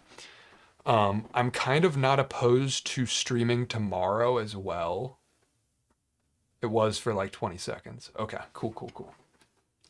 off to go to the hardware store and get some materials while Trent stayed back and filled some gaps on the miniature. Michael and I got our first break. I really like this shot. I hadn't seen this footage until literally Tuesday when I was finishing the video. Trent stayed back. So this footage is when we were gone and Trent was fixing up the miniature, filling gaps. And filled some gaps. And you can see him molding. The green stuff is like a little filler epoxy kind of thing. So that's what we were referencing earlier. That's what he's using to fill the gaps. And he's molding it in by using another model as a tool, which I had no idea he did until I saw this footage literally Tuesday. On the miniature, Michael and I got our first breath of fresh air to figure out the plan. So we got thrown into that pretty quick. Right away, we met up with Trent and started making connections, getting on the mission. I haven't actually walked the floor of the convention yet. We haven't like seen the main area, but we're on a mission. This is what we came for. This is a fun challenge, is making something work with the hardware store stuff we have available to us. I cut it at the very end, but there was a bit in there about, I was talking about giving up my parking space because the convention center parking was like tight. Like people were starting to park up on the grass, on the sides of the road, crazy stuff. And we got a pretty decent parking space, which normally I wouldn't care if I had to walk, but we were going in and out to like run the injection molder out of the car. So it was kind of important. So leaving to go to Home Depot was kind of risky, giving up our space. But we ended up being able to get a better space than, or no, it was worse. And then when we leave again for Home Depot later, it was so late at night that it cleared up and we were able to get like the best spot in the house. Seeing what we can get done. The Home Depot. Yeah, so I work here actually. We're gonna go through so much of this. I don't got money like that. You know, the thing about Home Depot is you can't buy cereal here. And that's what makes me.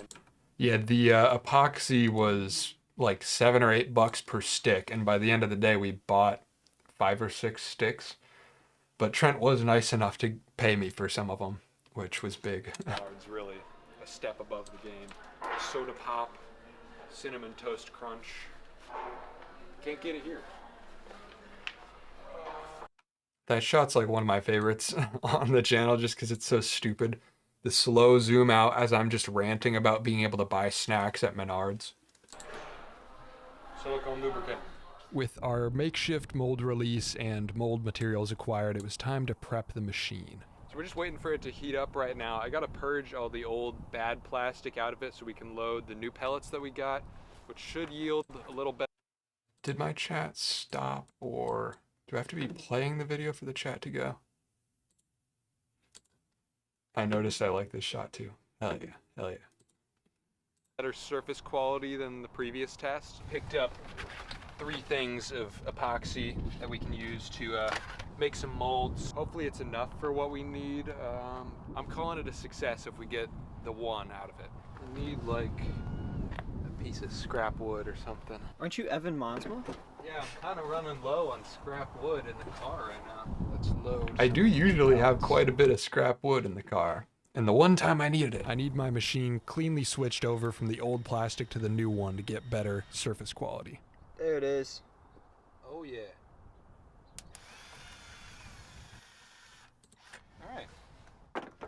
So we are successfully switched. Back in the convention center, we met up with Trent again. I guess we sort of need to make a... Man, I know you can relate to this, but next week I'm going to be putting up a shelf and I'm so excited. Hell yeah. Studio improvements, some of the most fun things you can do. With the model slightly altered to fit our 2-part mold, we were ready to start with our janky JB Weld solution. How long does this take to set? Is this fast? Like 10 minutes. Oh, sick. 10 minutes, I said. But, you know, the core issue that really screwed me up this video was this silicone lubricant. We thought this would work, but it ended up making the epoxy dry so much slower. This whole next scene is like kind of tense to watch back because it was like, why is this not setting? And it must have been 30, 40 minutes of waiting for it to set and trying to pull it apart. Very tense. And it ended up being this spray that we used. No joke, it's especially exciting because I have a bunch of plans, lots of fun challenges as well since we rent. Nice. I know the JB Weld works pretty well, but I've never tried this silicone lubricant as a mold release before. Can't screw things straight into wall, you know? Yeah, exactly. Same here. We basically just need some kind of coating on the model to make sure the JB Weld epoxy doesn't stick to it and prevent it from releasing. But without access to any specialty mold making materials, the best I could do is just try it and hope this isn't a giant waste of time. As the epoxy starts to firm up, we can shape it around the edge to get the seam line nice and add some air venting. Without vents, the plastic won't be able to move through the whole model and fill it out properly. There are a lot of factors at play here that could make this not work, but we'll just have to see. So we're making a bootleg mold for Evan's injection molder that's in the back of the van at the moment. We also had a pretty significant... Yeah, there was quite a few people watching this, people coming in and out, which was a lot of fun. But then once I started to realize like this wasn't setting very well, it's like, it's always harder trying to troubleshoot something when there's a bunch of people trying to help. But I appreciate it. I mean, it made it way more fun, but it was tough. If you ain't risking your security deposit, you ain't living. Exactly. An audience watching us do this, which is funny because I have no idea what I'm doing. Trent is a very experienced and skilled guy in the world of miniature making. Yeah, that model is insane. I don't know why I said miniature making in this line. I should have re-recorded it as model making because he doesn't just make miniatures. But yeah, in his, not his latest video, but his second to latest video, you can see him making this thing and it's so sick. But I just came in here with an idea that should, in theory, work, and the confidence to give it a go, even if it turns out trash. That's the mindset I go into projects with in my own studio, but this is a little different given that I only have a couple hours and one real shot to get this thing done. Now we just hope that he's not trapped in here forever. Yes. In his JB Weld tomb. I think it's gonna release. I was pretty confident at this point putting the second half of the mold on, but things were about to get iffy. As the mold set, we were planning out where our injection hole was gonna be, but when it came time to actually split the thing, I might be getting impatient. I tend to get impatient with these things. the epoxy was taking This was so tense. Just like a bunch of different people giving us ideas of what to do, and but it clearly wasn't setting correctly. Very, very way tough. longer than usual to firm up to its usual rock hardness. And as I tried to pry it open, it felt like it was tearing a little bit. At the same time, though, I can't let it sit The BP gas gift card prying tool. for too long, let it fully harden, and never be able to get the model out. Like, just trying to, like, break that seal, you know? Like, if you work it around. It's a little soft. I'm gonna wait a little longer. This stuff usually In this moment, I'm like, at the same time trying to figure out what's going on, but also sound somewhat like I know it's going to be okay, even though I actually don't know what's going on. sets in 5 to 10 minutes, but for some reason it was going really slow. We're close. See how I'm just like ripping it? This is not quite cured enough for me to like really put pressure on The it. pressure came through in the vid, especially as it goes on. Yeah. I want to just YOLO and pull it apart. Gonna go for it? See what happens. After some time, we decided to just rip it open and fix whatever tearing happened after. Oh, this is it. This is it.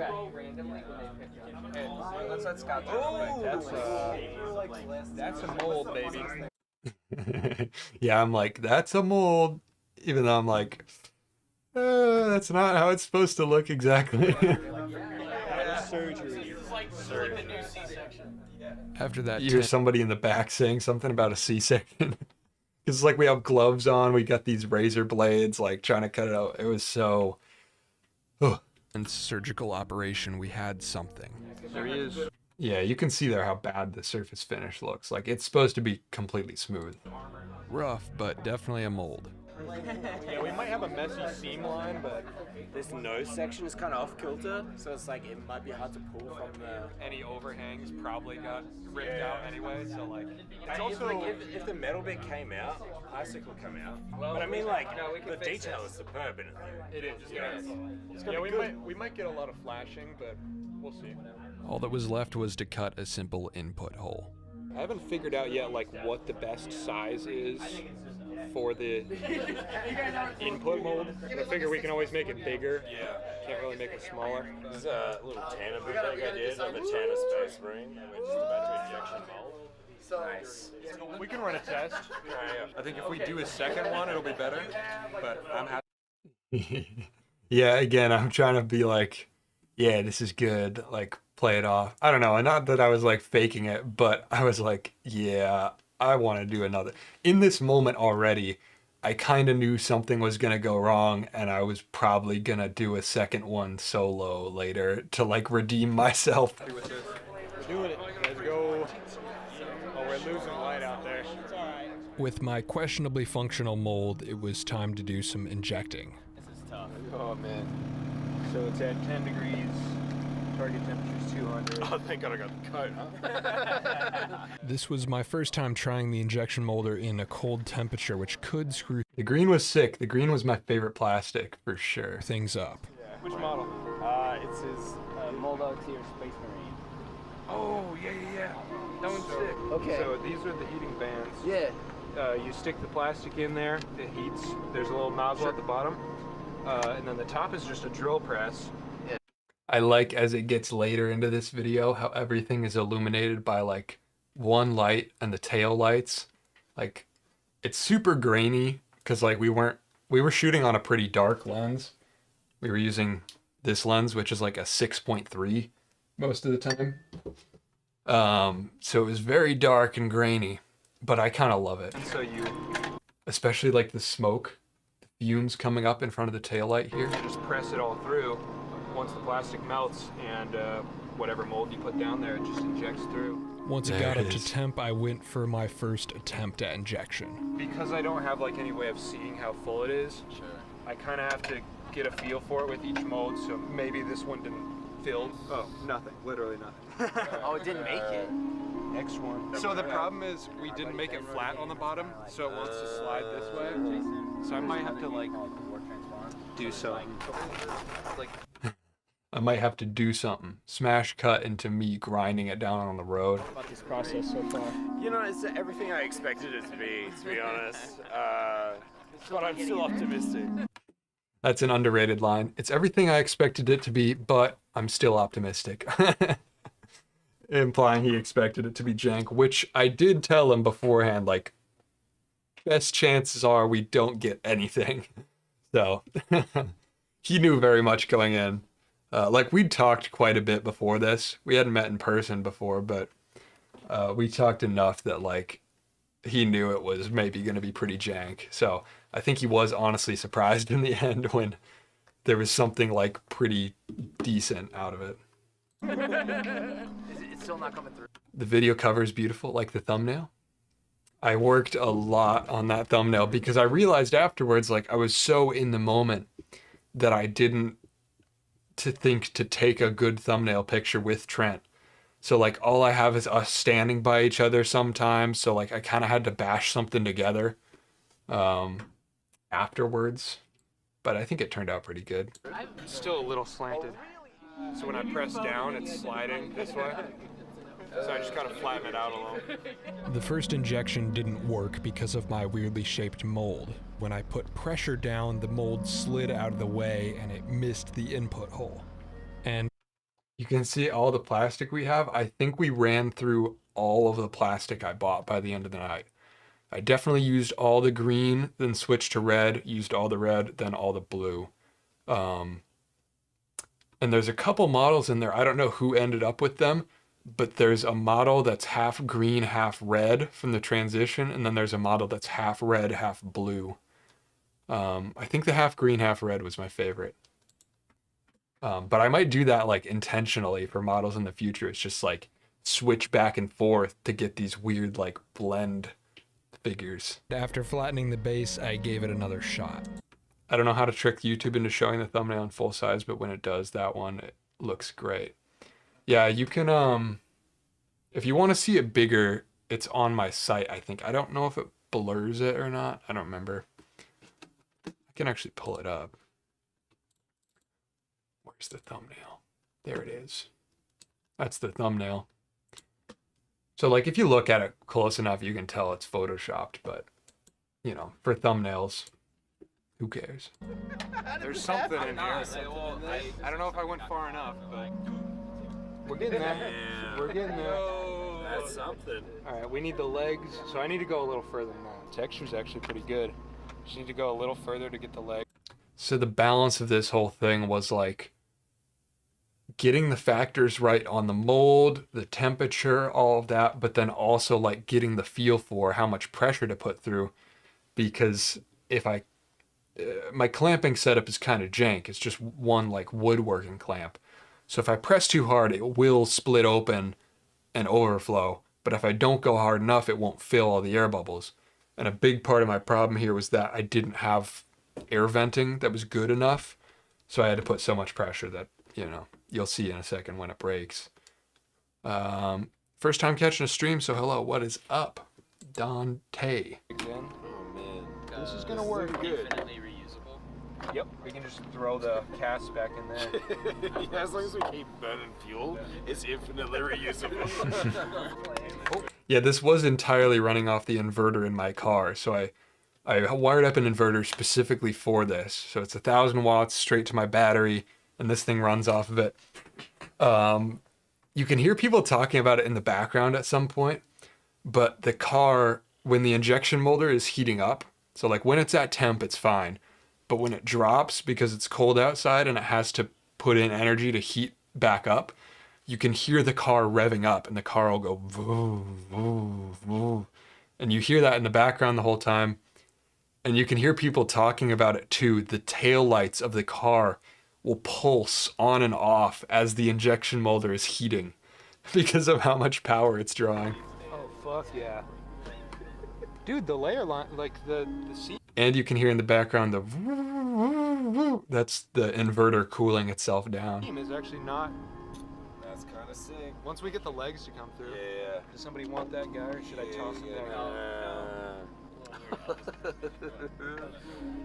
Man, that's fun. It's getting there. It's getting there. Yeah, if anybody needs to warm up, just come touch the injection molder. Oh, it's Gas-powered injection molding? Exactly. Just with extra steps. gorgeous. This one's gonna be even better because the mold's hot. One day I'll put in a giant battery and a giant alternator and like solar panels or something so I can just run everything out of my car. That's the dream.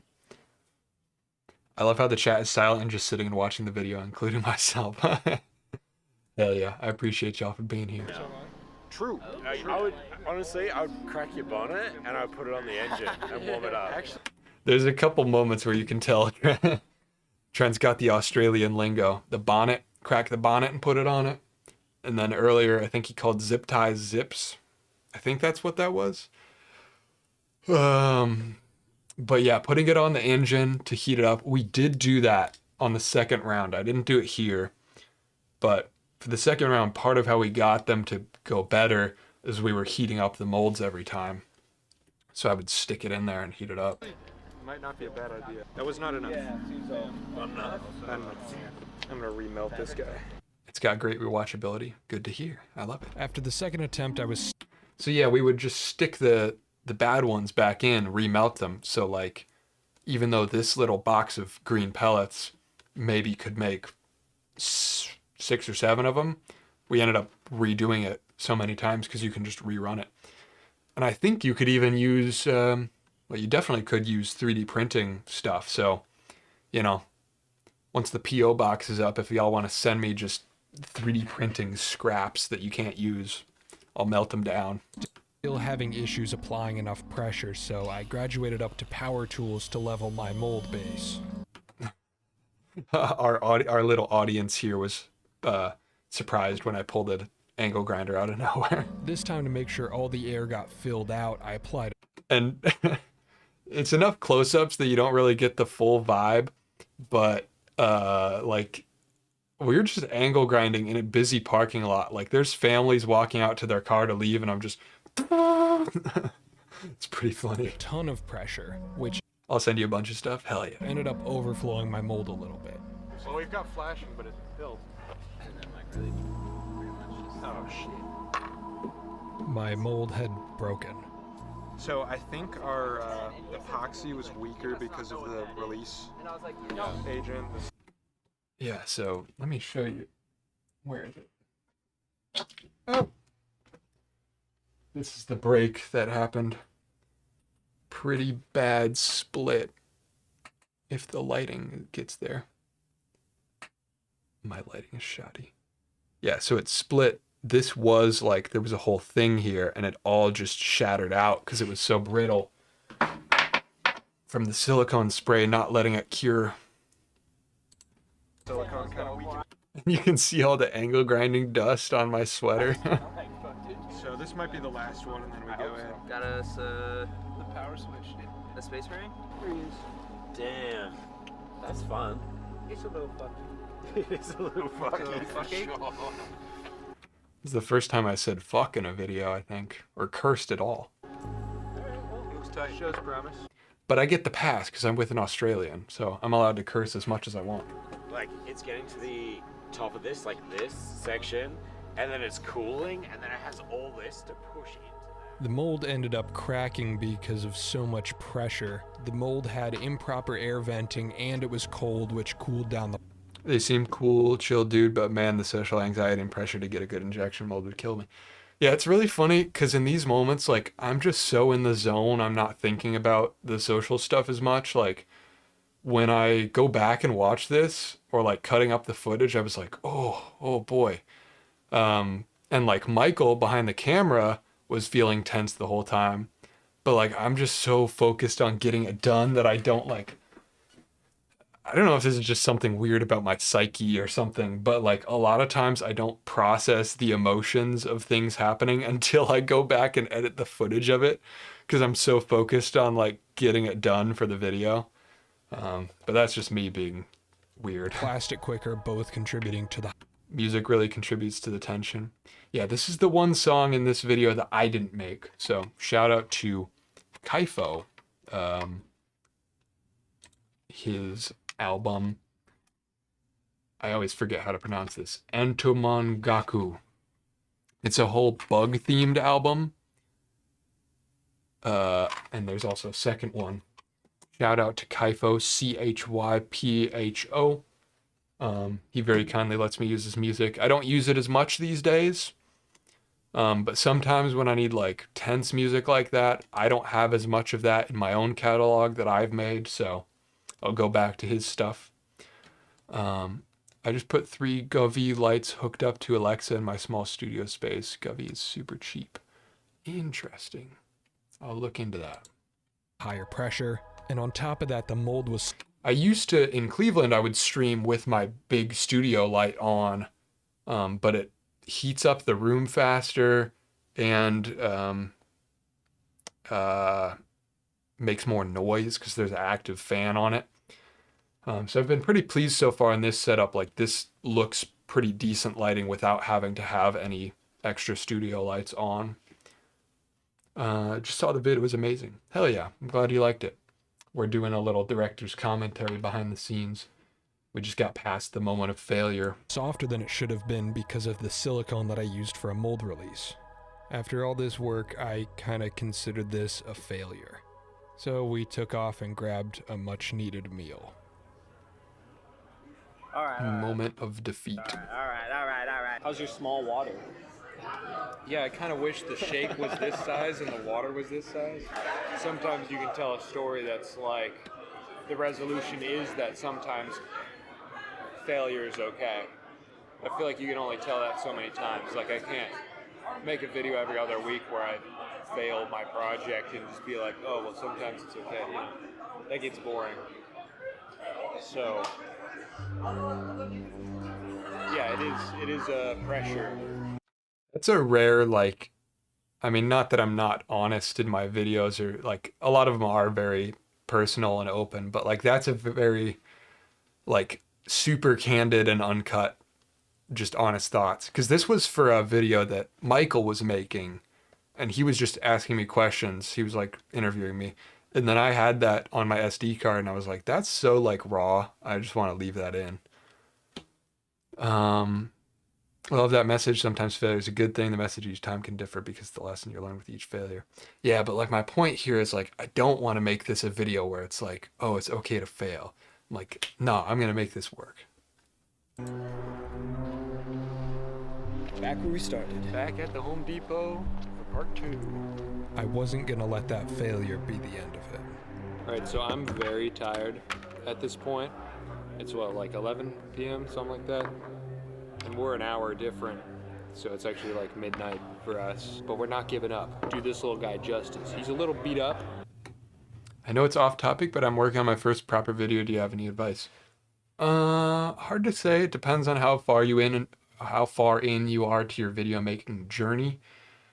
My best advice, don't be perfectionist. Lower your expectations and don't give up just because it doesn't meet your standards. Because for the first while that you're making videos, like realistically the first several years, honestly, your taste, as you start to develop taste, your I can't think of a synonym. Your taste will be better than your skills are. And so you won't like your stuff off the bat.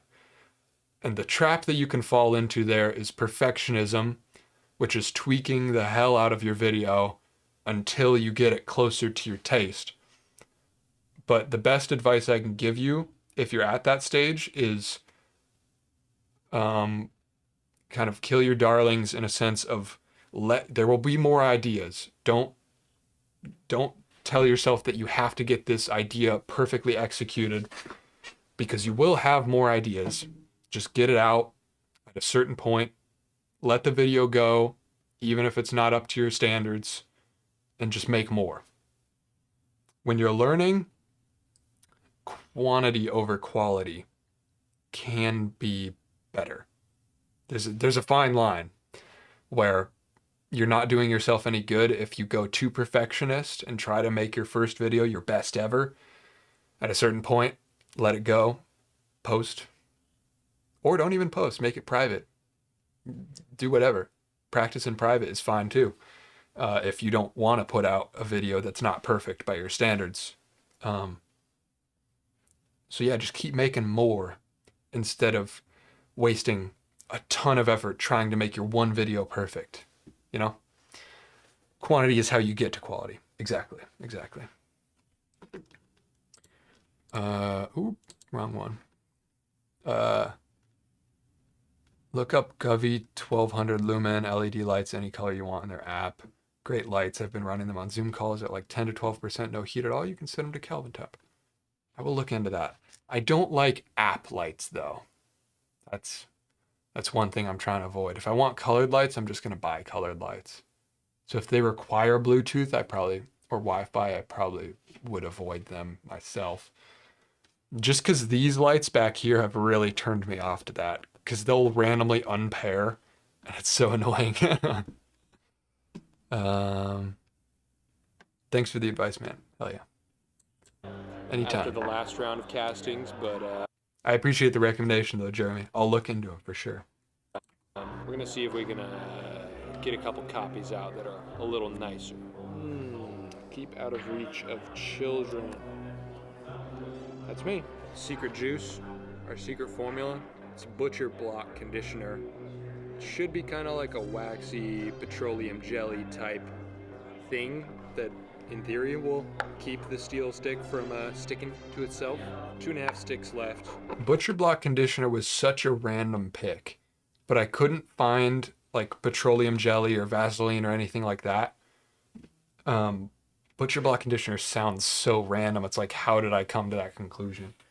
But I was just walking around looking at ingredients lists, that kind of stuff. There was actually a nice employee that gave me the recommendation for Butcher Block conditioner.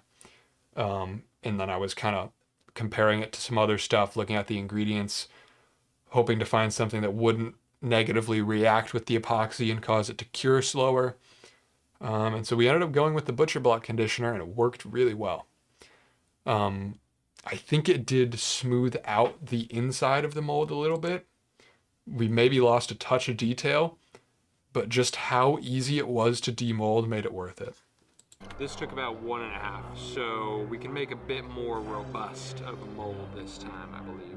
Are you gonna start from scratch? Yeah. Coffee's kicking in, $7 of JB Weld on the line.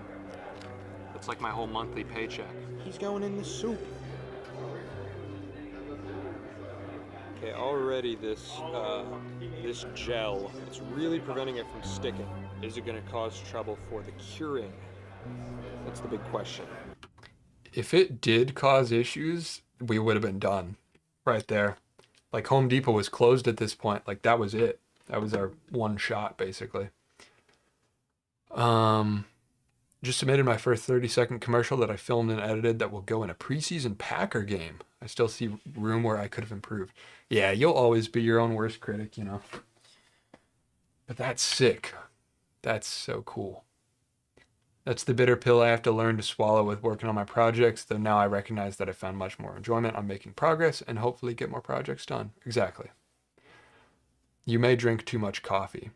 Why you say that? But yeah, maybe. Oh, it's hardening up. Oh yeah. I just want to see it come out so I know it's a good press. Oh yeah.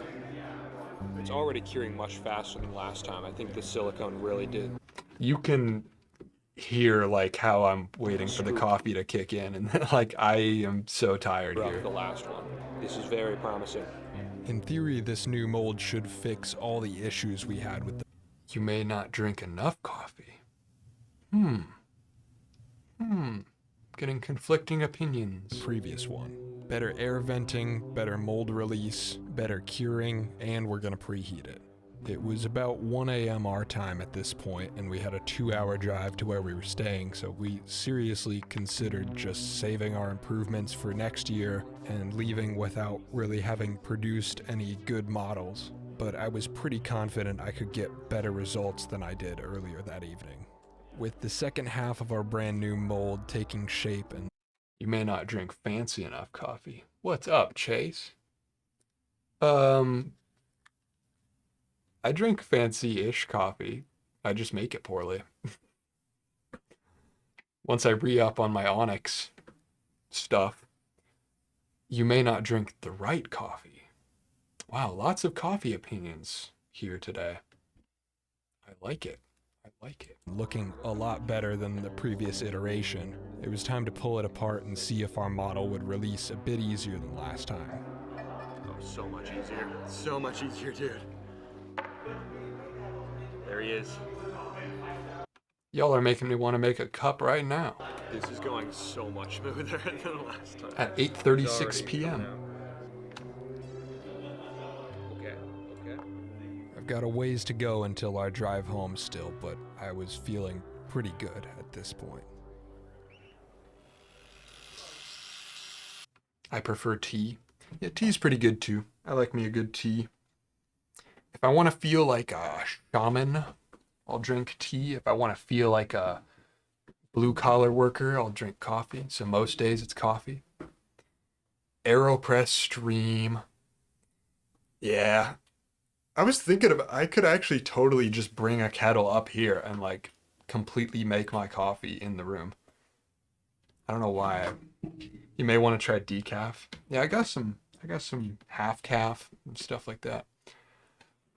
But I don't know. I drink it for the effect, not for the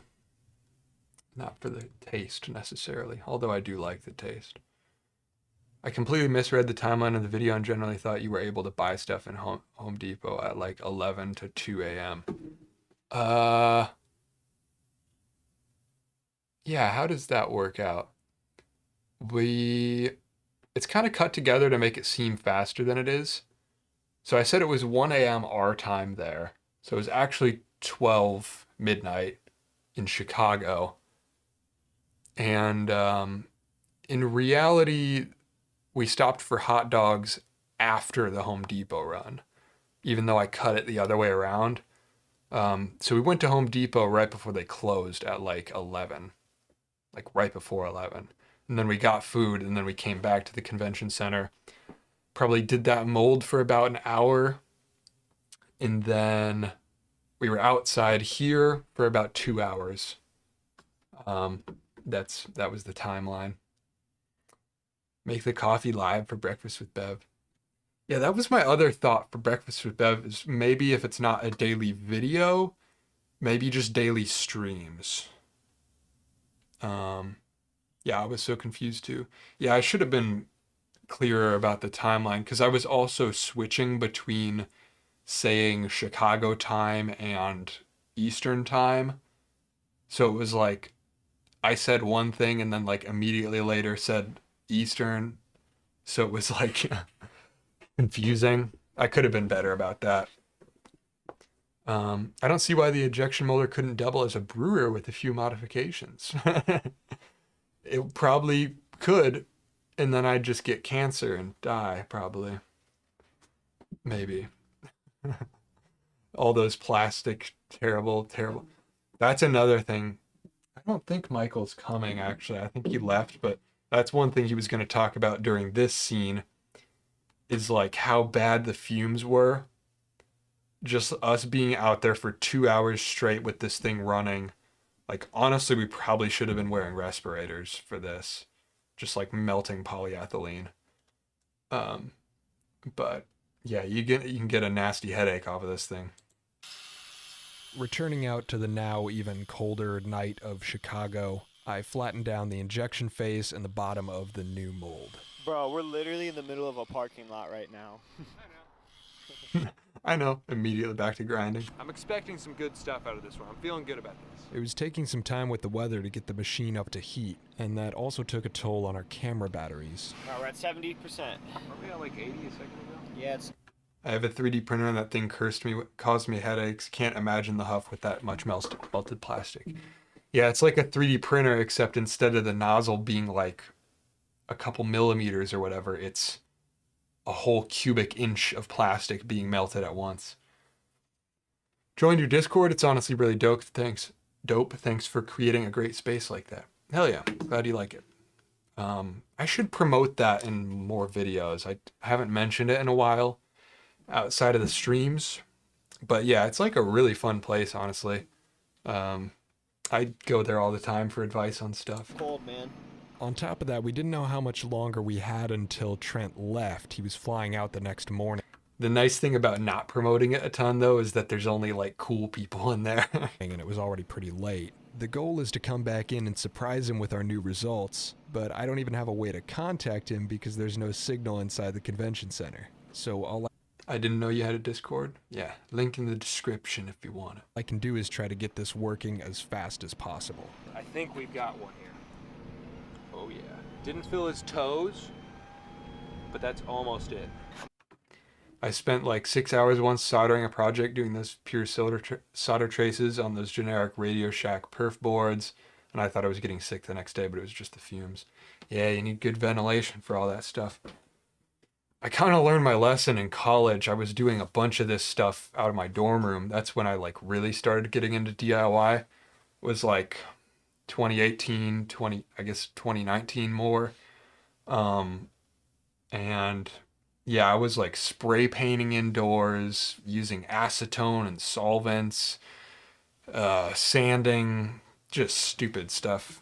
I try to get better about using a respirator, but I don't always. I need to buy multiple respirators and have them like everywhere. Because my stupid thing is if I can't find the respirator, I just won't use it. And so I need to get like 6 pairs of like respirators and safety glasses so they just are everywhere all the time. I think it's better for the story that you first started eating hot dogs and then bought new stuff. It's kind of mustering up courage after looking defeated. Yeah. Because that is like kind of the reality of the story. I just mixed it around because I had footage of us looking defeated at the hot dog store. I'm gonna try putting air tunnels through his toes. Why I just called a restaurant a hot dog store. That's a weird way to describe that. I'm hoping that's small enough that air will get through, but plastic won't. We'll find out. I think we got it. Yes. Yeah, I like that storyline better than the IRL one. Yeah, I don't like doing like deceiving edits, but I felt like that was like fine, not like, you know, an upright lie. Because it was like the reality was we considered leaving and then we decided to go out and buy materials to do it again. It's just the way that it plays out in the video is that we went to Home Depot after, but we actually went before because they were closing earlier. He's got little laser toes. The new air vents worked, but demolding the back half of this one was pretty tough. I carved down the inside of my mold a bit and gave it another shot. I've been waiting for this moment since like September when Trent first came into my A hot dog deceit. True. chat. This might be the one that starts the production run. Let's bang him out after this. Oh, he's yucky. But, you know, I'll always tell you if there's something like that. That's what these director's commentaries are for. Because I don't, like, do edits like that very much. But for the purpose, like an edit like this, it's kind of like a documentary style thing where I can't film any new stuff for this. All I have to piece the story together is what I have.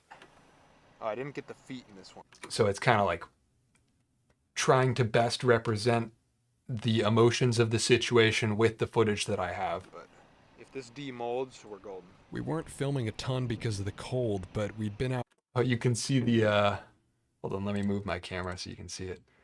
You can see what I was talking about earlier, the tail lights flashing as it's heating up. outside for over an hour and a half at this point, just troubleshooting and trying to get the process down. But after 5 or 10 little attempted space creatures, Yeah. It's just pulling so much power that the tail lights are fading in and out. My little goblin. That's the first time one of them stood up, and that was the goal, is like getting it to keep all the detail but have them stand up. That was my big goal. All right, this is quality. I can give this one out. That's we got it. with one solid cast finally made, I had the process down. Yeah. See if that filled the toes. And as quick as I could, I just kept making more and more. That's another one. Next one. I had some fun switching around the colors to make a bunch of different kinds too. That's got it. Oh, this one's dope. Oh, this one is sick. Yeah, there's the red and blue one. I wish I got more close-ups, but we were in such a rush that we just like finished them, went in and handed them out. So like there aren't that many close-ups of them because they were all gone by the time we finished basically. It's not even about the models, really. It's about doing something weird and trying to spark ideas for other people. Bringing my wacky jack-of-all-trades ideas to a niche hobbyist space and taking advice from the masters to make it happen. Anyway, to deliver my silly little... I'm sure they wouldn't like me calling them the masters, but from my point of view, it's like they are. I was trying to make a comparison to like Jack of all trades, master of none, and these guys are like, you know, they are the guys that know this stuff. And so it's cool me coming in with like these outside ideas that are all just weird, like using JB Weld and making the injection molder, and then they're like kind of refining my idea by like giving me advice from their line of hobby stuff. Miniatures. I had to track down whoever's still left in the convention center at 2 or 3 a.m. Let's go check the back room. I was trying to call them there, but no signal inside the center. So we just went back to that little VIP room type thing. Yeah. We have a new mold. Oh, yeah? And we had some results out of it. Oh. Oh. Whoa. Everybody's so tired here. I'm sure the reactions would have been even better if it was earlier in the day, but That's not bad. That's really good. Which one used to be? Does that come out 87? JB Weld. Oh, No good. shit. You made the cast like the Yeah, we made this an hour ago. Yeah. So we made the mold I an hour never ago. would have thought about that. Not in a million years. I never thought about that, not in a million years. I love hearing that. Those little lines in the background. Oh, here you can see Trent's cracked iPhone 5 or whatever. Did you expect them to still be there that late? It's really cool it worked out that way. I hadn't talked to them since that first run. So like that first run, I don't know the exact timeline of earlier in the day, but it was probably 9 p.m. Something like that around sunset. I don't know. And so we didn't see them again after that. But I kind of told them at that point, like, we might leave, but there's a chance we'll try to come back. So I was like toying with the idea of sticking around and like doing my redemption, but he didn't know that we were going to do that. And he was like, yeah, we'll be up late. So we'll be somewhere probably until 2 or 3 a.m.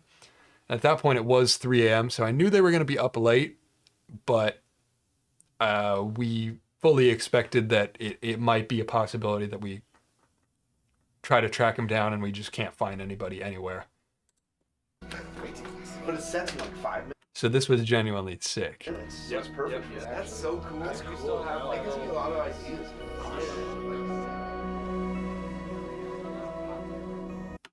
That's just the biggest smile. I'm just so happy hearing him say that. Gives me so many ideas, and everybody just looking at him. it kind of looks like a goofy sitcom ending with me just like grinning my ass off and the slow zoom out, but like that's what it was all for right there. Alright, we did it. We successfully did it. Handed out some models. And then It's we're so just late at night now. so Everybody's, exhausted. like so tired and winding down. But we did it.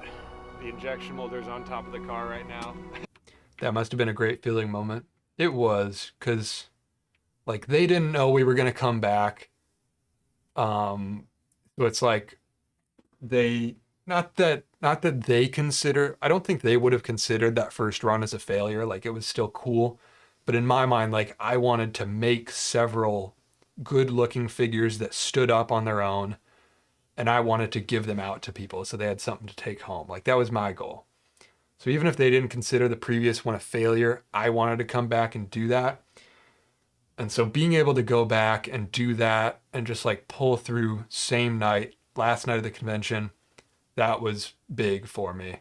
So it was a lot of stakes, and like it was so late at night. We had a 2-hour drive back.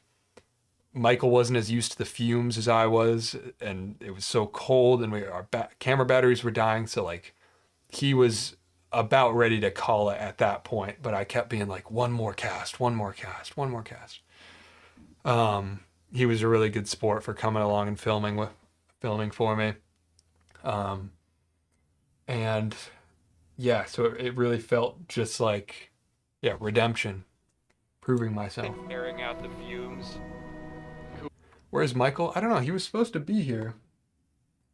He left. I think he's dog sitting for his sister, and she came over. So he got pulled away. So he was supposed to be here though. I'm kind of, no promises, but I'm kind of toying with the idea of streaming tomorrow. Maybe something a little more fun. You know, we do the usual hangout here, but maybe on Friday, like doing just a screwing around stream. I don't know what that would look like, but maybe a little project if I get the second camera working. Or maybe at the very least a little secret second channel stream for those of you that are on that. Bevman, Bevman is the second channel. I might start going live on the second channel just for fun occasionally, and like just streaming a game or something. I don't know. But I do want to get Michael on, because he has a lot of input on this thing. So, you know, maybe what I'll do, stream with him on the second channel tomorrow, or maybe the main if I feel like it. And then we'll cut down the whole director's commentary stream into a video that goes up on the second channel. Or on the paywall. I don't know. Something like that. Cooling down so that we don't die on our drive back. We got 2 hours back to where we're sleeping, but I call that a success. What do you think? Michael will be a big recurring character on the streams and the videos though, now that I live with him. And he's like another filmmaker, so he's like more of a filmmaker than me. He's more the traditional route. This was amazing. Better than I could have expected. I was like not anticipating anything out of this, any usable models at all. And we got some little guys. Did that work? And we gave them out. On to next year. Next year we'll have a huge setup. Be making all sorts of copies, all kinds of molds. This is great. This is a very promising start. Promo for the membership site. Consider supporting the channel at evanmonsma.com. Thank you for your time. Send me $5 or $10 or something. Helps out a lot. That will help me keep going. I'm giving it my all. I'm gonna hopefully string together enough money here and there to do this weekly until the end of the year. But after that, it's all down to direct support. Unless the views start going crazy and I can pay rent on that. But yeah. Is that a manual sewing machine? It is. It's a cobbler's sewing machine. Big ol' heavy thing. So I can use that to sew through leather and stuff. Awesome. I love the cut to the CRT. Nice. Hell yeah. Yeah. I wanted to add this at the end just because it felt like such a long and emotional video that I was like, I kind of want to like soft launch this thing. There'll be there. I'm continuing to slowly ramp up the soft launch, introducing more and more people to the site before I like officially put it up, but it'll be there soon.